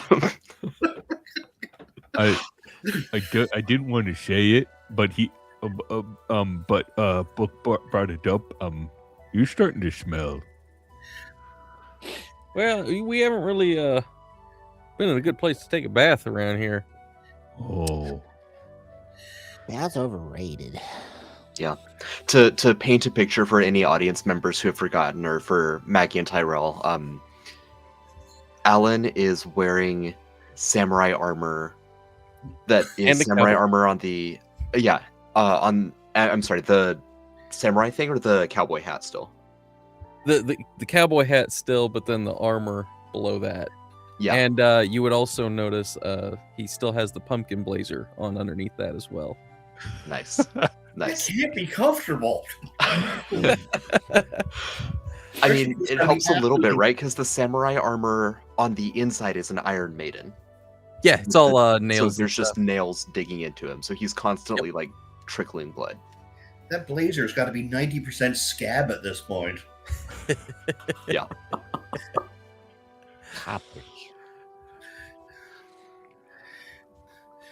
Yeah, I'm going to keep offering to get it off him until. Hey, look, it helped him super good in the last fight with those crits that he was getting from it. Yeah. In fact, almost brought him back up to full health, if I remember right. After being at how many death points? 7? Enough. Ridiculous. Yeah. But Quentin's right. You You smell like a infected army field hospital. Well, look, if I could just find a good place to take a dip, clean some of this off, you know. Gets a little musty inside any suit of armor. Yeah, that's why This most whole people time take I them off. just assumed those were the goats. I didn't realize. Oh, I mean, they stink too. Yeah, we need to get him a bath. We're gonna need to do that. For our endeavors that are to come, is there anything you could provide us to help with travel? Any beasts of burden or wagons we could borrow while we go from place to place to help us do so a bit more expediently? And I'm sorry, are you asking Luminalak and Orlan, Mishra Yeah, and Lilian Servanel, Galen Delor yeah, the group. Galathalim, or okay. Okay. Yeah, which one? Tell us by name. I mean, I thought they were like all Um, together here, so all he's kind of three. directing it at them as a group. Sure. Fair. Elva Rolandalor Irondale would say that some number of escort would be appropriate. He'd be able to give you all like some elven archers that are familiar with the terrain and know how to get to each conclave. Because the Everwilds, it's not mappable. It constantly shifts. The amount of distance is not exact. The number of days it takes to get from one place to another is constantly in flux. It's great. But the general approximate location in relation to other general approximate locations is more or less roughly static. All to say, people who are from here and know the area, Elvish scouts from here would be able to handily direct you to the different locations. That And would perhaps be there might be somewhere I can buy a steamer trunk. I seem to have misplaced mine. They can equip you with a steamer trunk. Mishra and Dillian Servanel would also want to offer some emotion potions for the party as well. Oh, what is I'm a great what did these navigator. do? Too.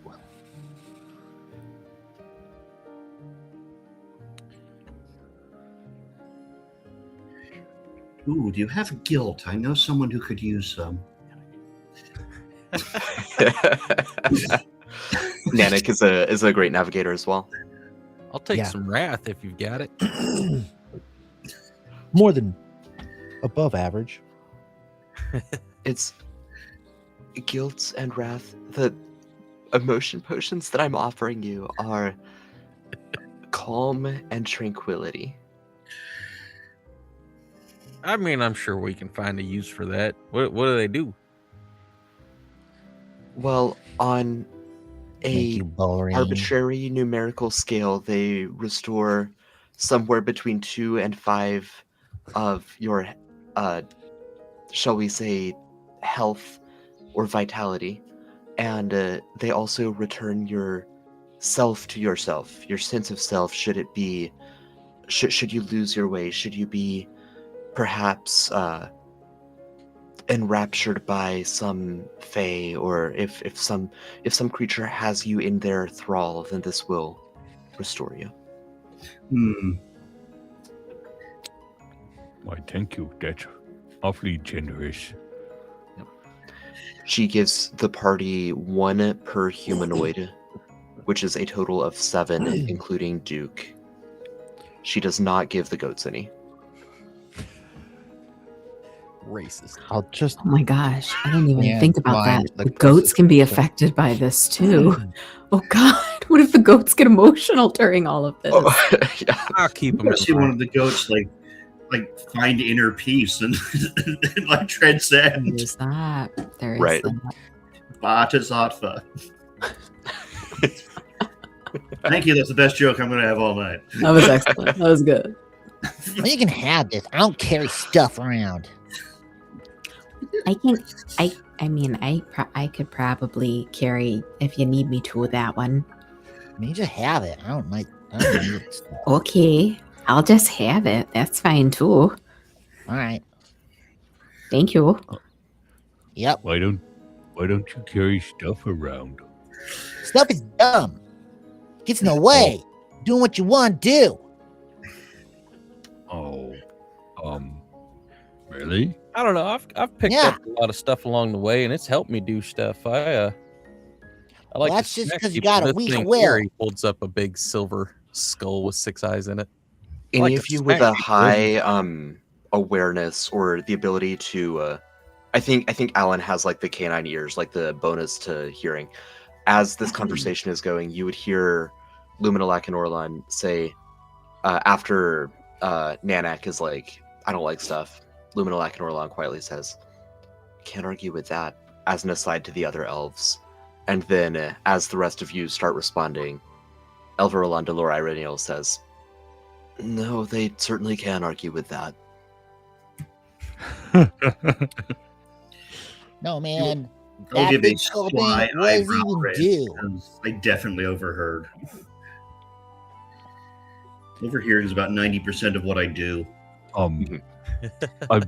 I don't know exactly what it does, but you should see when he throws it at people. It's very effective. Yes. That's the problem, man. You use stuff so you pretend to be strong, but you're not strong. Their stuff is strong. I'm strong all by myself. Don't need no stuff. Nanak don't need Well, no I mean, stuff. I've also got still these, strong. and he's got his claws out. Just use those then. Why'd you waste your time with the skull thing? Well, you gave me a whole Well- thing with the skull thing. You just got claws Well, the already. skull things for when they're, over there. Just run fast at them. I do that too. Yeah, there you go. See, you'll get it. You'll get rid of the stuff.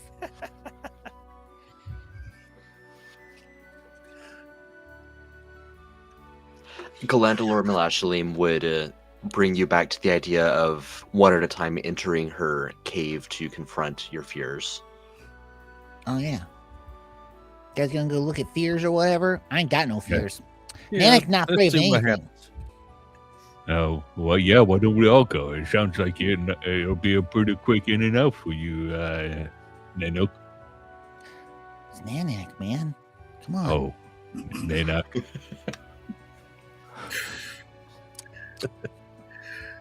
I'm really Yeah. trying to figure out if you're doing that on purpose, because if so, that's hilarious.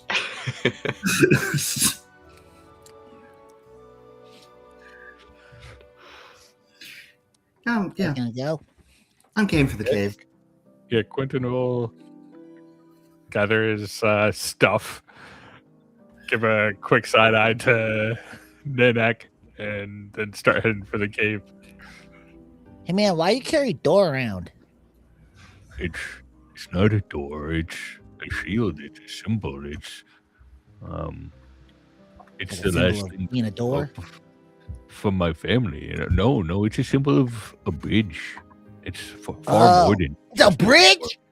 yeah. Carrying a bridge around? Well, I might. Yeah. Well, I guess if you're moving around and then you find a river and you just have a bridge on hand, that's kind of nice. Mm, Much more useful than a door, I think. mm. All right. That's probably a good idea. I mean, you could just swim across the river, though. Yes, but what if it's a very deep gorge? I've used it for that. Well, you climb down and you climb up, you get a good workout. Oh, well, there were undead alligators and stuff, and they were eating people, so we just went over them. You Well, punch except those for out there Alan. right in their stupid mouths. Yeah, Alan jumped down and tried to tame one. It was crazy. Yeah, it was a pretty good wrestle. About had it.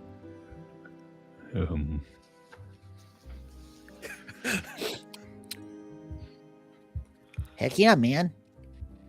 See, he gets it, dude. Except for the stuff.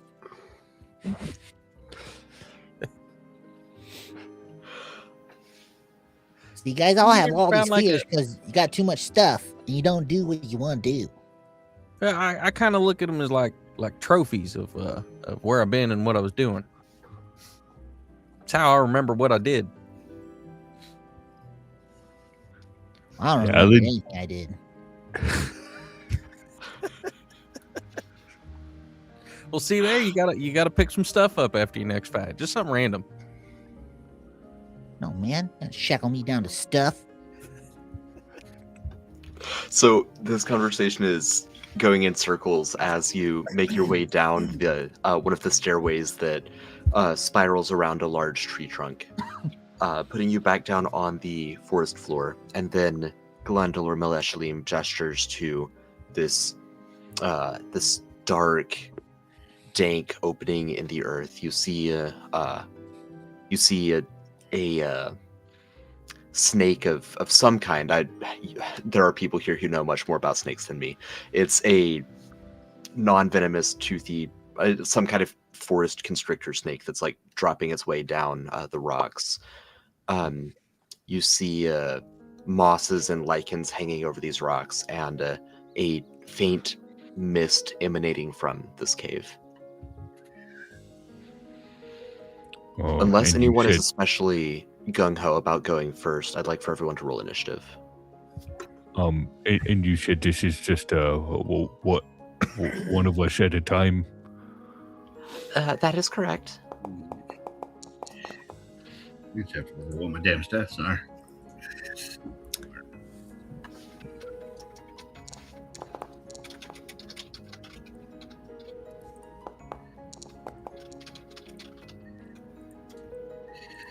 – 17 for Alan. Let's see. 13 for Quentin. —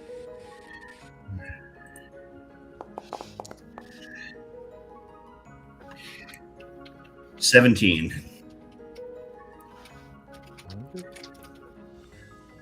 Is initiative Dex or awareness?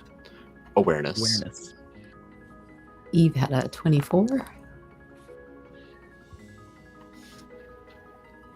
That's 17. All right, 3 17s. I have the lowest 17. You have the lowest 17. Did that have your bonus on it? It doesn't show the bonus on the roll. Or do you just not have a bonus? I have a +1 bonus. I don't know why I didn't add the one. Okay. It's 18 technically. Haha, I am the highest 17. And let me grab Duke as well.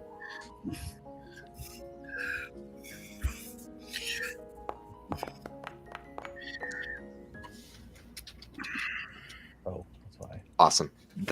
I'm glad that worked out in the order it did. All right.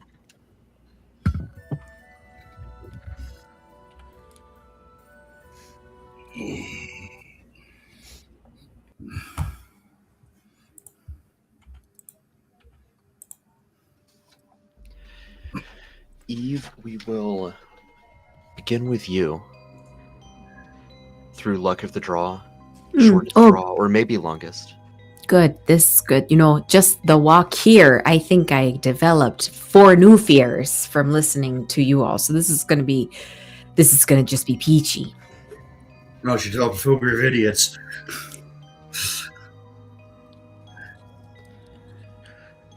So Eve, you descend into this cave. The mists swirl around you. And as you progress forward, there's faint light from various bioluminescent mushrooms, similar to the path earlier in the forest. Some of those are in this cave as well, lighting the way. The mist swirls before you and begins to take on a shape. It's not only a shape in this like pale mist, but it takes on color. It takes on scent and sound. It even takes on a certain tactile feel in the air. But this just paints a scenario that portrays Eve's deepest fear, particularly through the lens of emotion. So not necessarily her most rational or logical fear, but her deepest emotional fear or anxiety or discomfort. What does she see? I think that what Eve would see is a sort of being that is very mercurial and that it keeps changing. And each new person that it is becoming is somebody that she has at some point trusted and realized that that was very much a mistake. So I think a lot of her travels and a lot of her past are peppered with people that she thought she could trust and couldn't. And that has always been kind of like the biggest downfall for her. That's why she keeps moving. That's why she's like, nope, just if no connections is better, just be myself. Mhm. Yeah. And of those flickering figures, is there any sort of common thread through how they let her down, or why she should not have trusted them? They're all people that in some way or other learned her what she would consider kind of like her biggest like secret, and used it against her in a way that, again, she doesn't let a lot of people into what abilities that she has because it has burned her. And so when she has let people in, it is generally, again, when she thought she could trust somebody a lot, and it's almost always been used against her.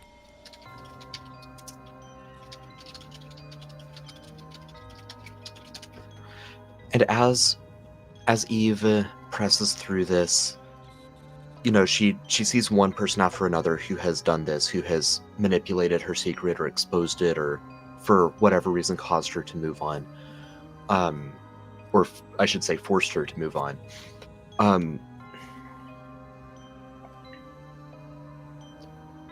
What is your response seeing all of this? Is it, well, I'll just put that fully in your court. How is Eve responding to all of this being dredged up?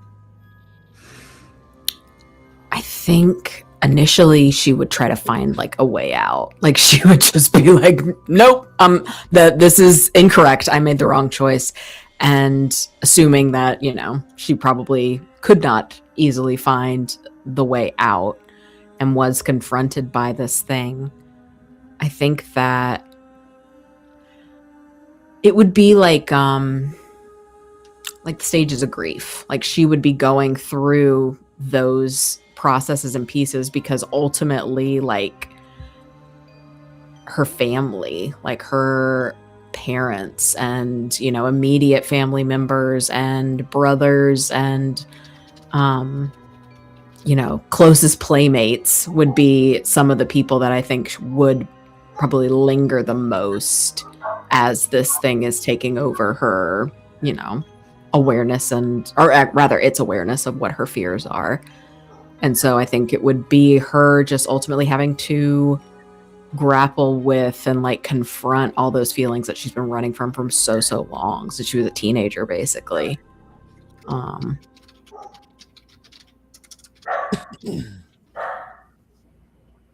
right. Yeah, I mean, you know, you flail about, you try to find your way out, you can't, you go through those stages of grief, the denial, the anger, the bargaining, the guilt, back and forth, trying to escape your feelings, trying to confront them. Eventually the mist peels back, it becomes to take on that more ephemeral quality again, and you're able to see the way out. As you depart from this experience, though, I'll need you to make an attribute check. Okay. Given the sites that you described, I think that probably intellect makes the most sense. Or actually, let me say awareness. And if you have the intuiting skill, then that would be very appropriate. It's like getting a read on someone and whether or not you can trust them. If you don't have that skill, then just a straight awareness check, unless there is a skill that you want to pitch me on. Would perceiving kind of be in the same? Perceiving is generally more like a physical quality. Okay. Got it. Whether that's sight or sound. So sure. I think just like awareness then, if that works. Yeah. Okay. Ooh. Ooh. Wait, can it be? I have a luck point. Can I re-roll that? Is that an option? And yes, I will. yeah. Okay. I was about to hit you really hard with some penalties, so that's a good idea. Okie dokie. Let's do that. Let's try that again. Okay. I almost be a 2 and about had a panic attack. All right, 22. Okay, yeah. You emerge from the cave having gained 1 fear, but that is Okay. the extent of the penalty that you suffer. And what does, when you say 1 fear, like just, okay. All right, 1 fear. Heard. As long as that doesn't put you in excess of your fear threshold, you don't have to take psyche talents to pay it down. Got it. Yeah. Next up is going to be Nanak. We'll be going through the same formula with each of you. I'll have you narrate what you see as the mist overtakes you, as it puts you in a different time and place, or a series of times and places. And then I'll have you make a check of some kind in response as you're coming out of the cave. If you make just a flat attribute check, the DC is going to be lower. If you make a skill check, the DC will be somewhat higher, but of course, if you have a large bonus to a skill, that's probably going to work in your favor. So, Nanak, you said you don't have any fears. Yeah. What was that bluster? What does Nanak see? One might say I'm immune to being afraid of things. I think the only thing, I mean, if I had to put like fear on Nanak, it would be the Everwild, desolated, just husks and stumps for as far as the eye can see, just ash and nothing. That's incredibly existential, right? It's like everything has ended. So as Nanak emerges, I think that's probably a sanity check, unless you've got something else specific in mind.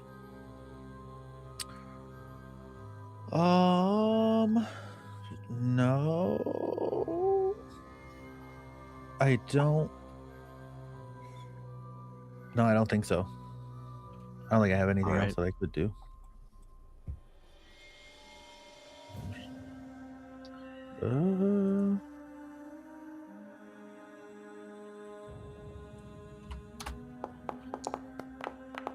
It's just a straight 6. All right. And you emerge with 2 fear.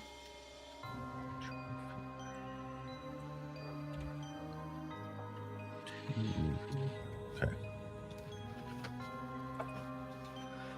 And after Nanak, it is Book's turn. The next 17, the slightly lower 17. I think, isn't Alan the slightly lower 17? Does Alan have a higher awareness? He's way higher. Yes. Yeah, he's got a Yeah, sorry, I should know that. Okay. The slightly lower 17, that would be Alan.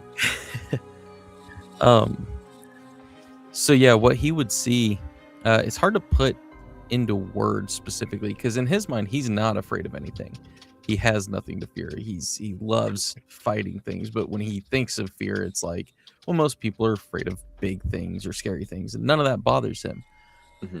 But he is forming this bond, and he is a part of this family now, and what would really eat at him, and I think what he would see is he would get in there and he would see these people that he's bonded with, and he would also see like reflections in them of his former group that he was running with, his pack, and maybe even his family before that, and then some form of them being taken from him, or them dying, or something awful happening to them that would just break him, because he can't lose these people.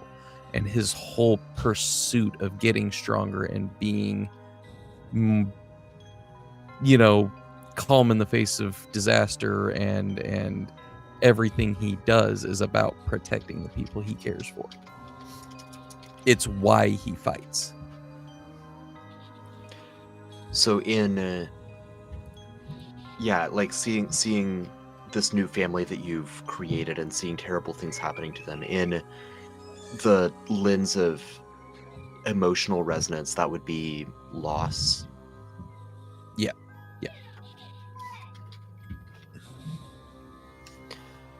And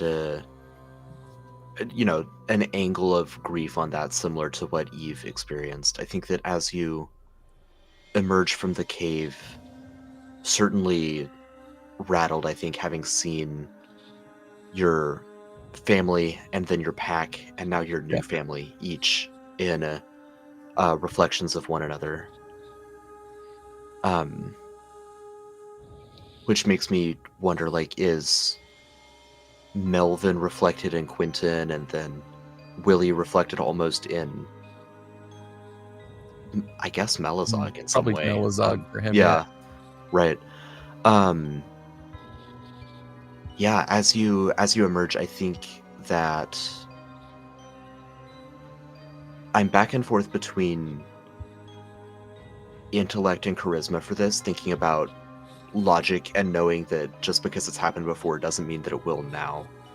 And charisma being like your force of will to choose to stay with them despite knowing what has happened before.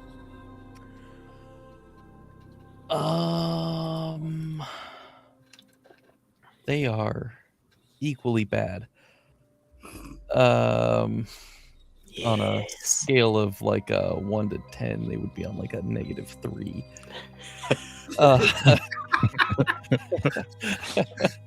So yeah, either way. I think the best thing for him would be like force of will. So like the charisma, trying to just go on in spite of it. I'm so glad I have 3 luck points, because that's not bad. That's a 10. That is lower than the DC, but it's not lower than 1, so I mean, I could also luck point that to try to get better. I think I'm going to try that. Hey, I'll take that. Meets it, beats it. You gain 1 fear instead of 2. Yes. Sweet. And that does still require a psyche talent. That does bring us to the lowest of the 17s. I know. So I think what Book sees is she's back in Chasm Claw, and it's the middle of the day, and there's no one out on the street. And as she's crossing the big bridge, you can see that hanging underneath the bridge are the corpses of all her family members. And as she gets to sort of the main part of the city, everything looks militarized. Mm-hmm. There's flags like everywhere, and people she knows and thought she cared about are marching around in armor, and it's very clear this place has become completely overcome by some sort of tyrannical leader. And as she gets to the mayor's house, I think like the door opens and you see that the big leader, who everyone is worshipful of, is Melizog. And he has the former mayor on like a leash. Because even in my weird fever dreams, I'm always going to give that guy shit.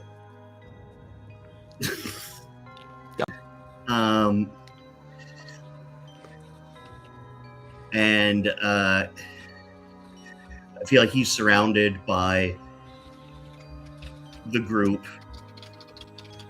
And when it came to picking sides, it's very clear which side they picked.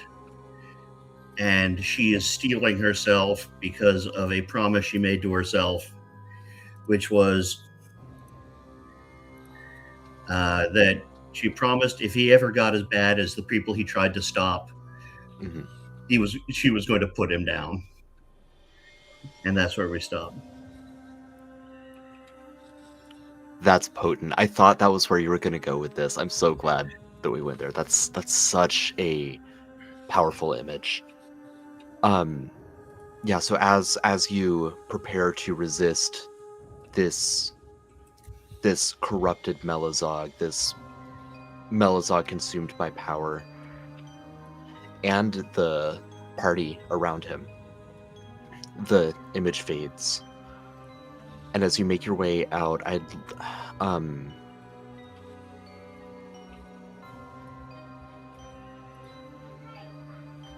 am struggling to think of which check is most appropriate. Probably a straight sanity check. Not charisma for force of will. I will allow charisma for force of will. If I'm contesting my my scariness force of will against his scariness force of will, can I use intimidating? Sure. Because Higher that DC is also, for using a skill, but yeah. because that is also literally the funniest skill I could possibly use against Melizog. Yeah.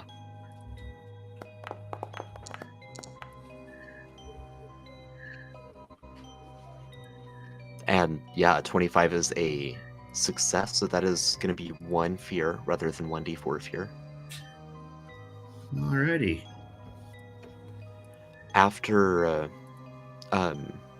Book, Melizog, thinking nothing of it, I mean, comforting you for seeing something like traumatizing, Melizog will then turn and go in himself.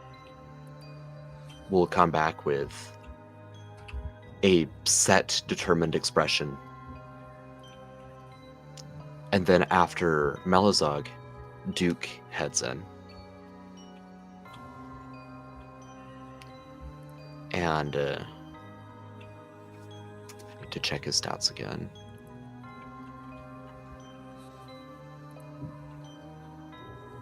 He's got a pretty good charisma.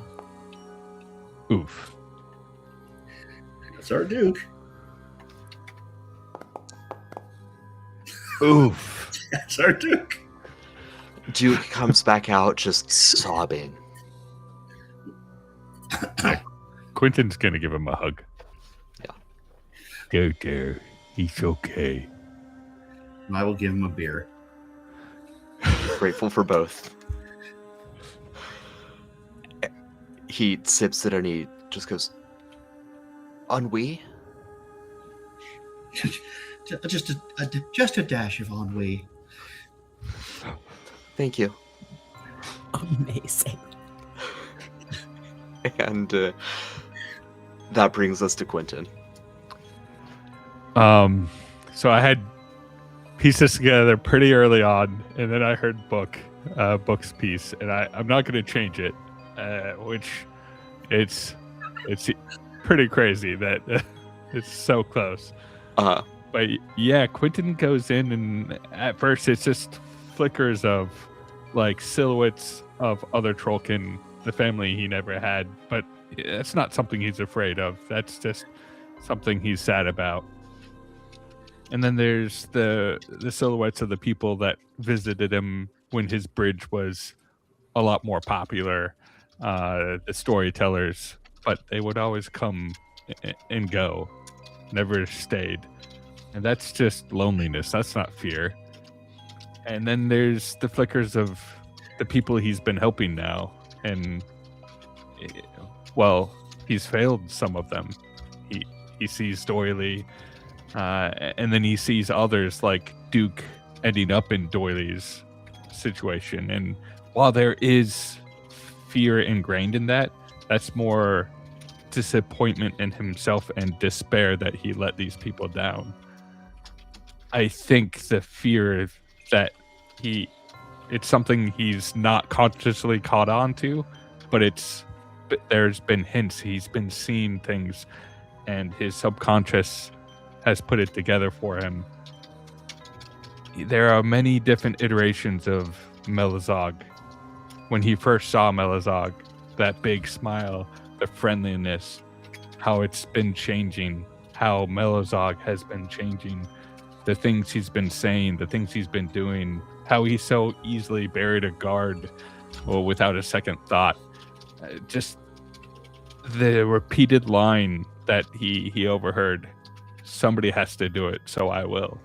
Somebody has to do it, so I will. And it gets more monstrous as Melazog gets more monstrous, to the point where Melazog is just another evil they have to face.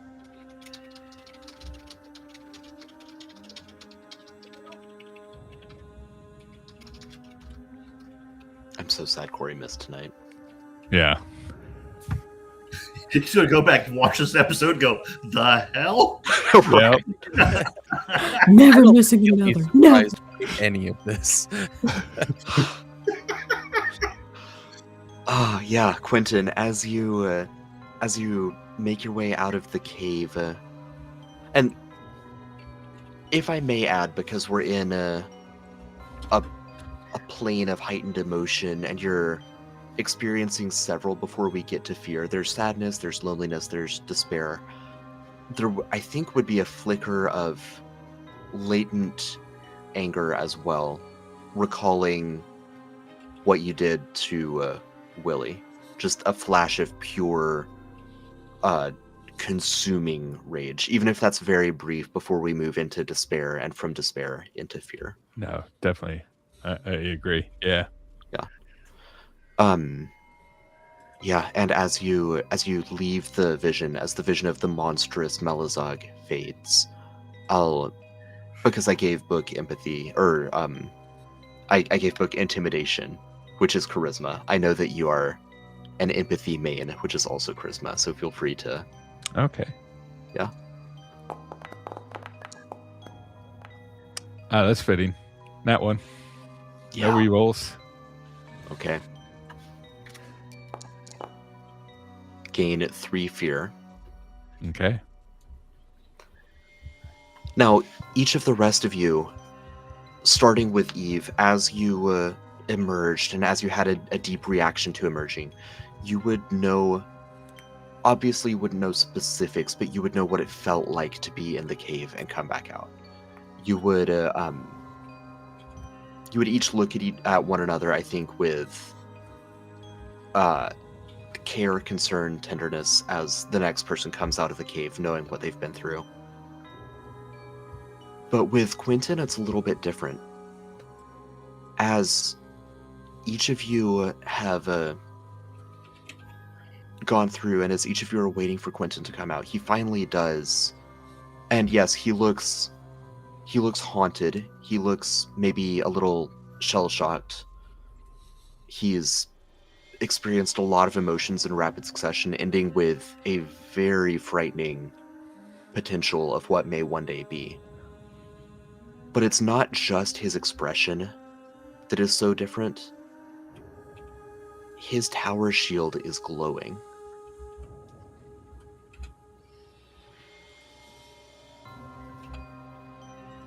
Does that do that all the time? I don't think I've ever seen him do that. Your bridge is on fire. Oh my. I've only done this once before, and that was when I got set off against Willie. Yeah, Quentin's going to turn around and turn the tower shield around and just look at it, see if he could discern anything about why it's glowing. Yeah, no, I mean, I think you've described the shield before as just having a very rough exterior, right? Like bark.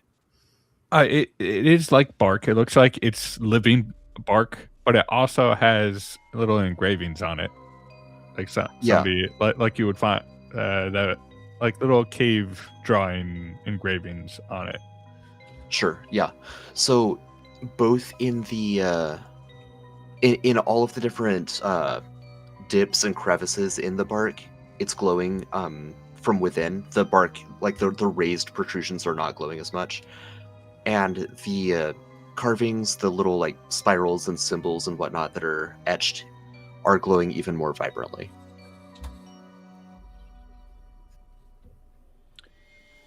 Yeah, I think he's just gonna hug his shield for a little while.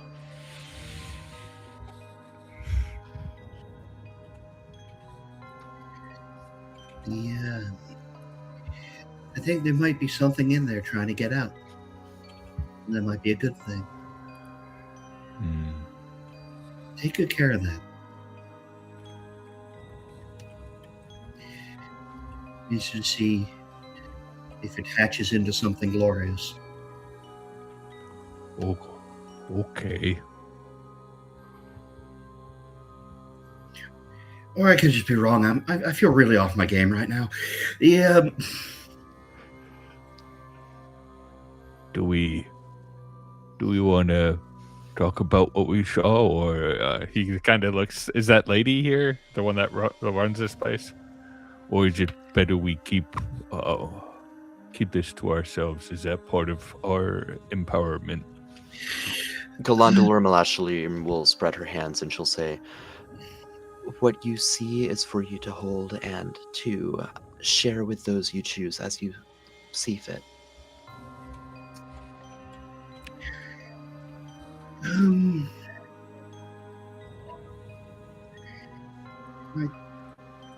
I think I'm okay just holding this one for a while. I didn't What see about- nothing. You didn't see nothing. Don't worry about it. There's nothing. Oh, He is shutting down. He will not Chip on admit that he was afraid of anything. But yeah, there's a lot of closed off body language going on here. And from a bat, that's actually kind of impressive. I'm just like full sleeping bag at the moment. I was gonna say, does anybody else just kind of want a nap? I'm just exhausted. I mean, we haven't rested since we had our last fight, so I think that's not a bad idea. That's true.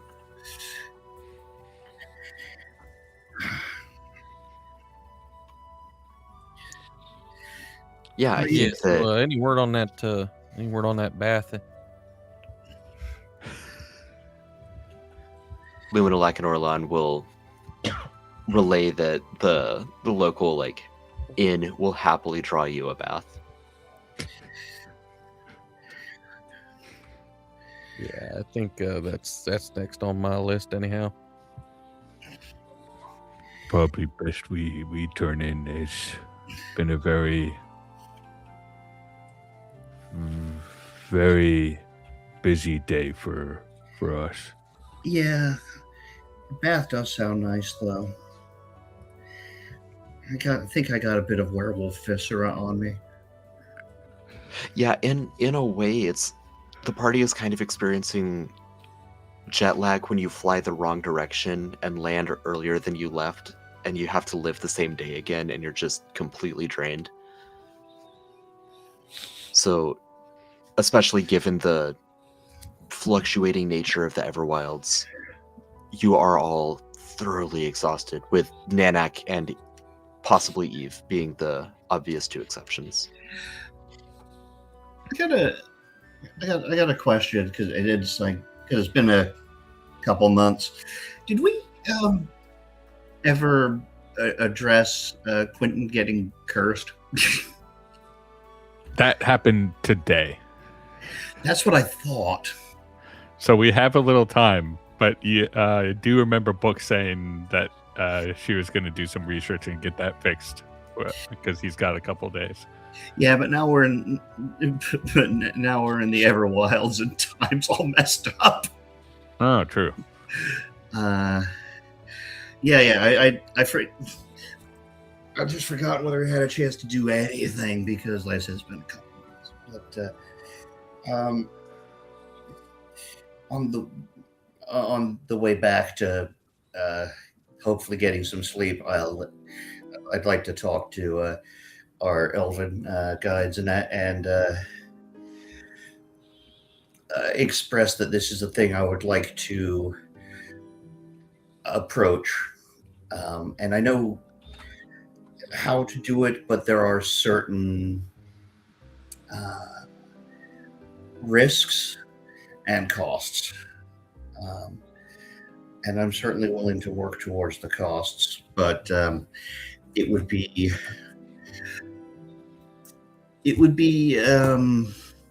reckless of me to not mention the risks. So on the costs point, there's a material cost that can be boiled down to silver coins, right? Yeah. Yeah. So the elves of Elvendor are happy to front you that in exchange for the work that you're doing acting as ambassadors. Like you took a quest from them. They're happy to compensate you for it. All right. And as to the risks, remind me what those are. Well, because it's an occult spell, it has a horrible downside. Where there is a not zero chance that instead of removing the curse, I can just take it. Cool.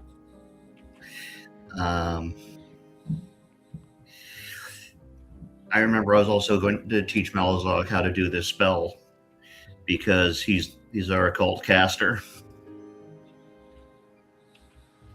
Right. Well, I mean, having not been made aware of what the two of you saw, I can't imagine that he would be that he would not be eager to help. I think he would want to help make Quentin better. And I will address my concerns with the elves, like about how how time works here, and that I personally don't know how that interacts with lycanthropy. They all shrug. Yeah. Well, yeah, I guess we're going to let's work on it tomorrow, huh? If we do it now, you're not getting my best work. I am tired, I am filthy, and I am traumatized. Yeah. Alpha Rolanda Loryrandil would say that one day probably will be fine. And mentioned that because of the way time works or doesn't on this plane, that's one reason that the Cult of the Five Moons enjoyed causing chaos in this plane and then going back to a more predictable plane when they needed to like cool down a little bit and cause some more predictable mayhem on Ansera. Oh, good. We found Werewolf Rumspringa.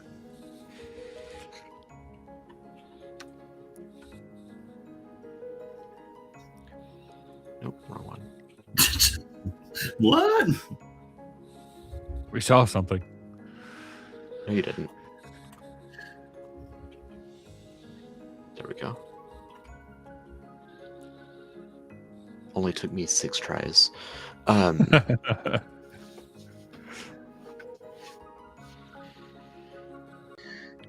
Let's... I think if we all are turning in, I think one of the last things Quentin will do is he'll go kind of find Duke and take some time to sit with him. Mm-hmm. Probably just mostly in silence. Just so they could not be alone, because Duke saw the way he came out. Quentin saw the way Duke came out, and Quentin's feeling a pretty rough way. So Yeah. just being in somebody's presence is nice.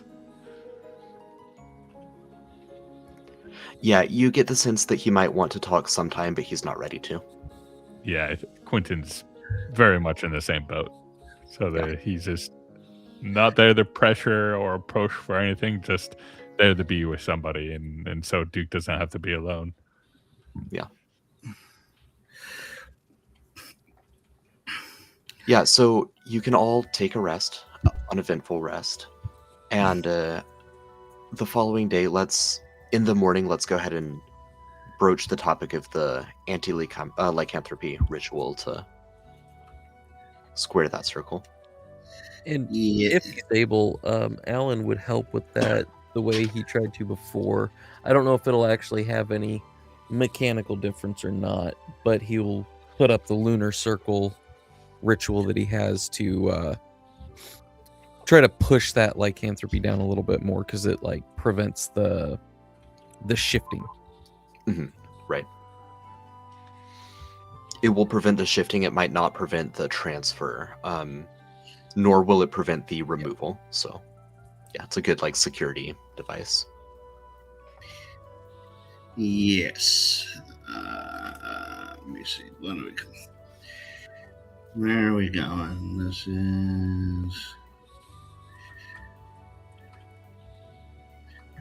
is called.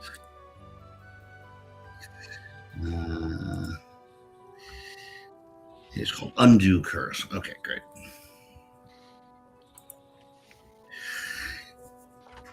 Casting time 1 hour. Requires smelling salts, incense, 400 silver coins worth of rubies and sapphires, and a gallon of fresh blood.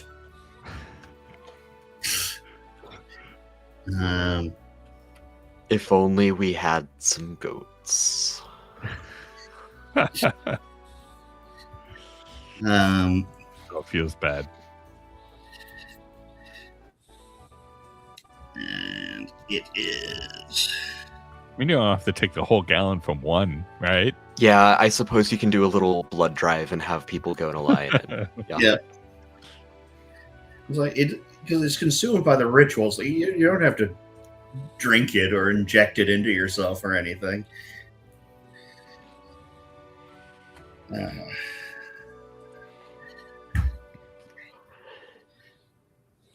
Okay, I got it how that works.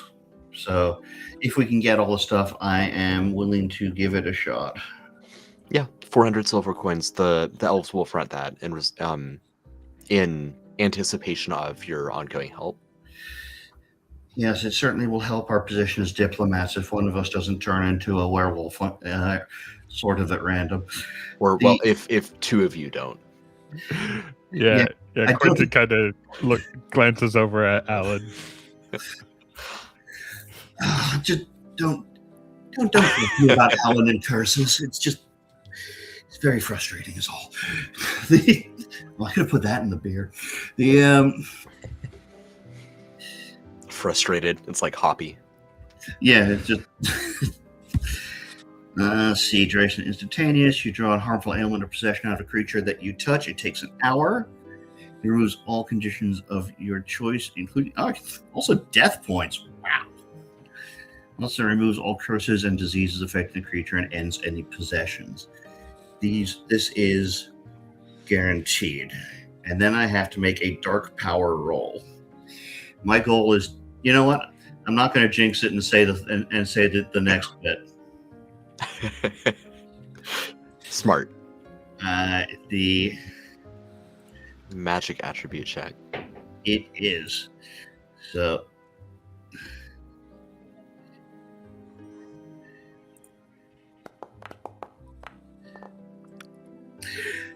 nine was my target number. Yeah, if you roll lower than 9. Yeah. You did not roll lower than 9. Holy cow. That was the closest you could have gotten. I think very briefly I got to feel a surge of lycanthropy, and then I was like, nope, this doesn't help me at all. And then I'll get pushed through.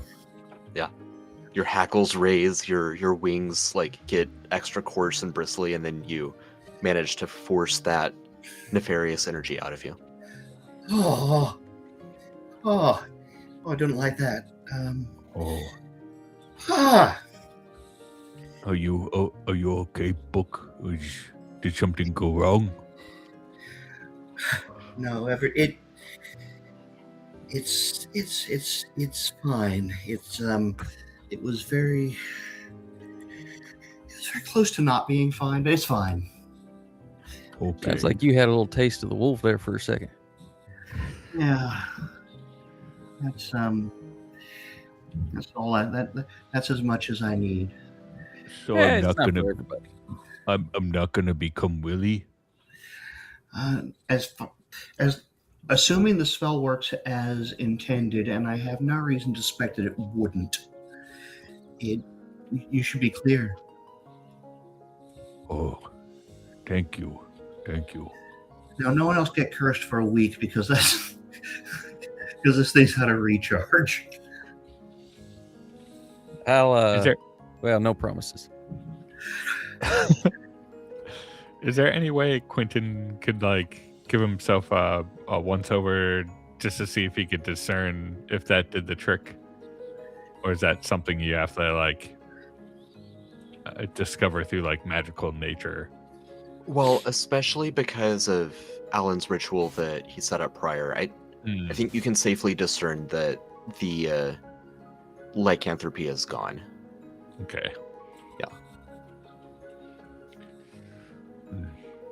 I am very glad I'm not going to become a fuzzy rage machine. I think I've had enough of that, and I only did it once. So, thank you. It's not so bad once you get the rage under control. I'll let you know how that looks, though, when that happens. You'll excuse me for not taking curse advice from the guy who spent multiple days wearing armor with spikes on the inside. I mean, as long as you sit just right, it doesn't really hurt too much. Is that why you always like sitting cockeyed and your back's a little twisted?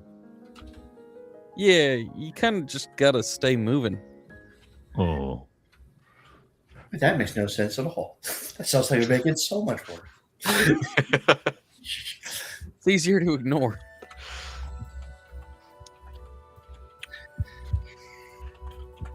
Well, with the go ahead. Where to next? Do we take the time to enjoy the festival, or should we start making preparations?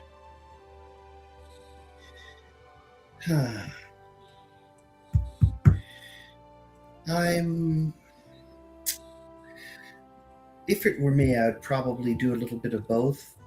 We can work on preparing everything, get everything we need, so that we're ready to leave first thing in the morning, and then we can also enjoy these fine people's hospitality as well, so that we're not just rushing through.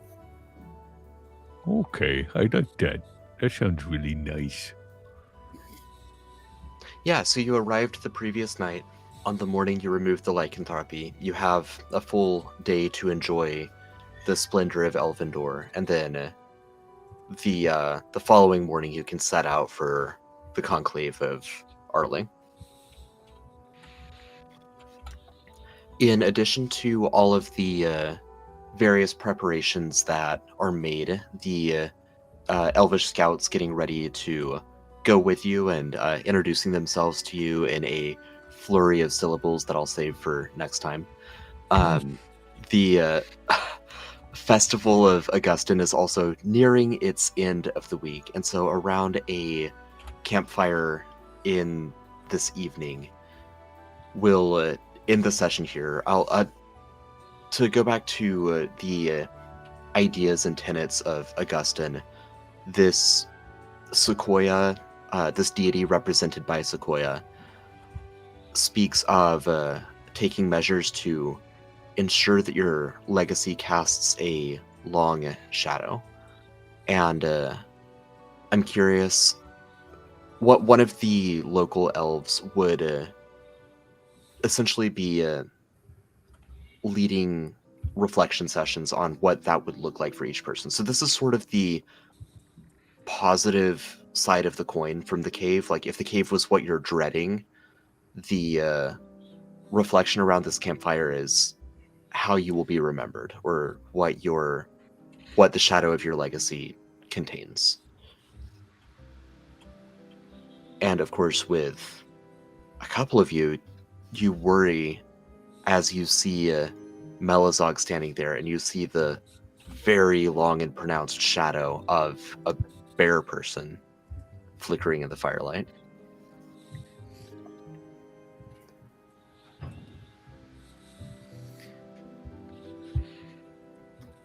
Best way to cast long shadows is to stand the closest to the flames.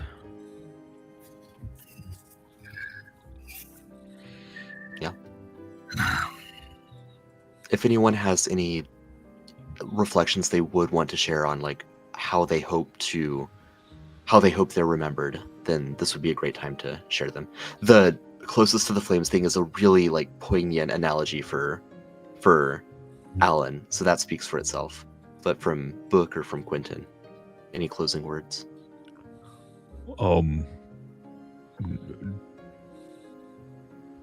I really like what Melazog helped me discover about myself, and now I want to ensure that I bridge places and people.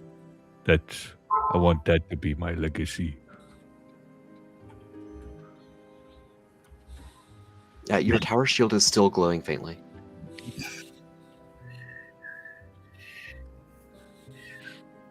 After they pause, Book will stand up and say, I wish to show people how to break their chains, those that bind them and those that they use to bind others. Also, I really want to mess with that mayor.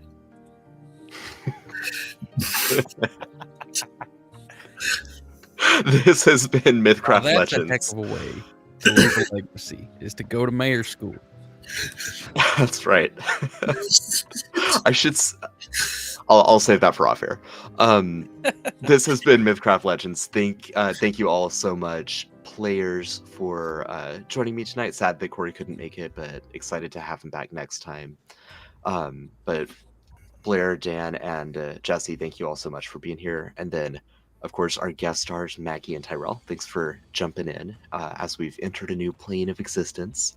And of course, thank you all to our lovely audience, both watching now and in posterity. Really appreciate you all. Until next time, keep crafting those myths. Bye, everybody.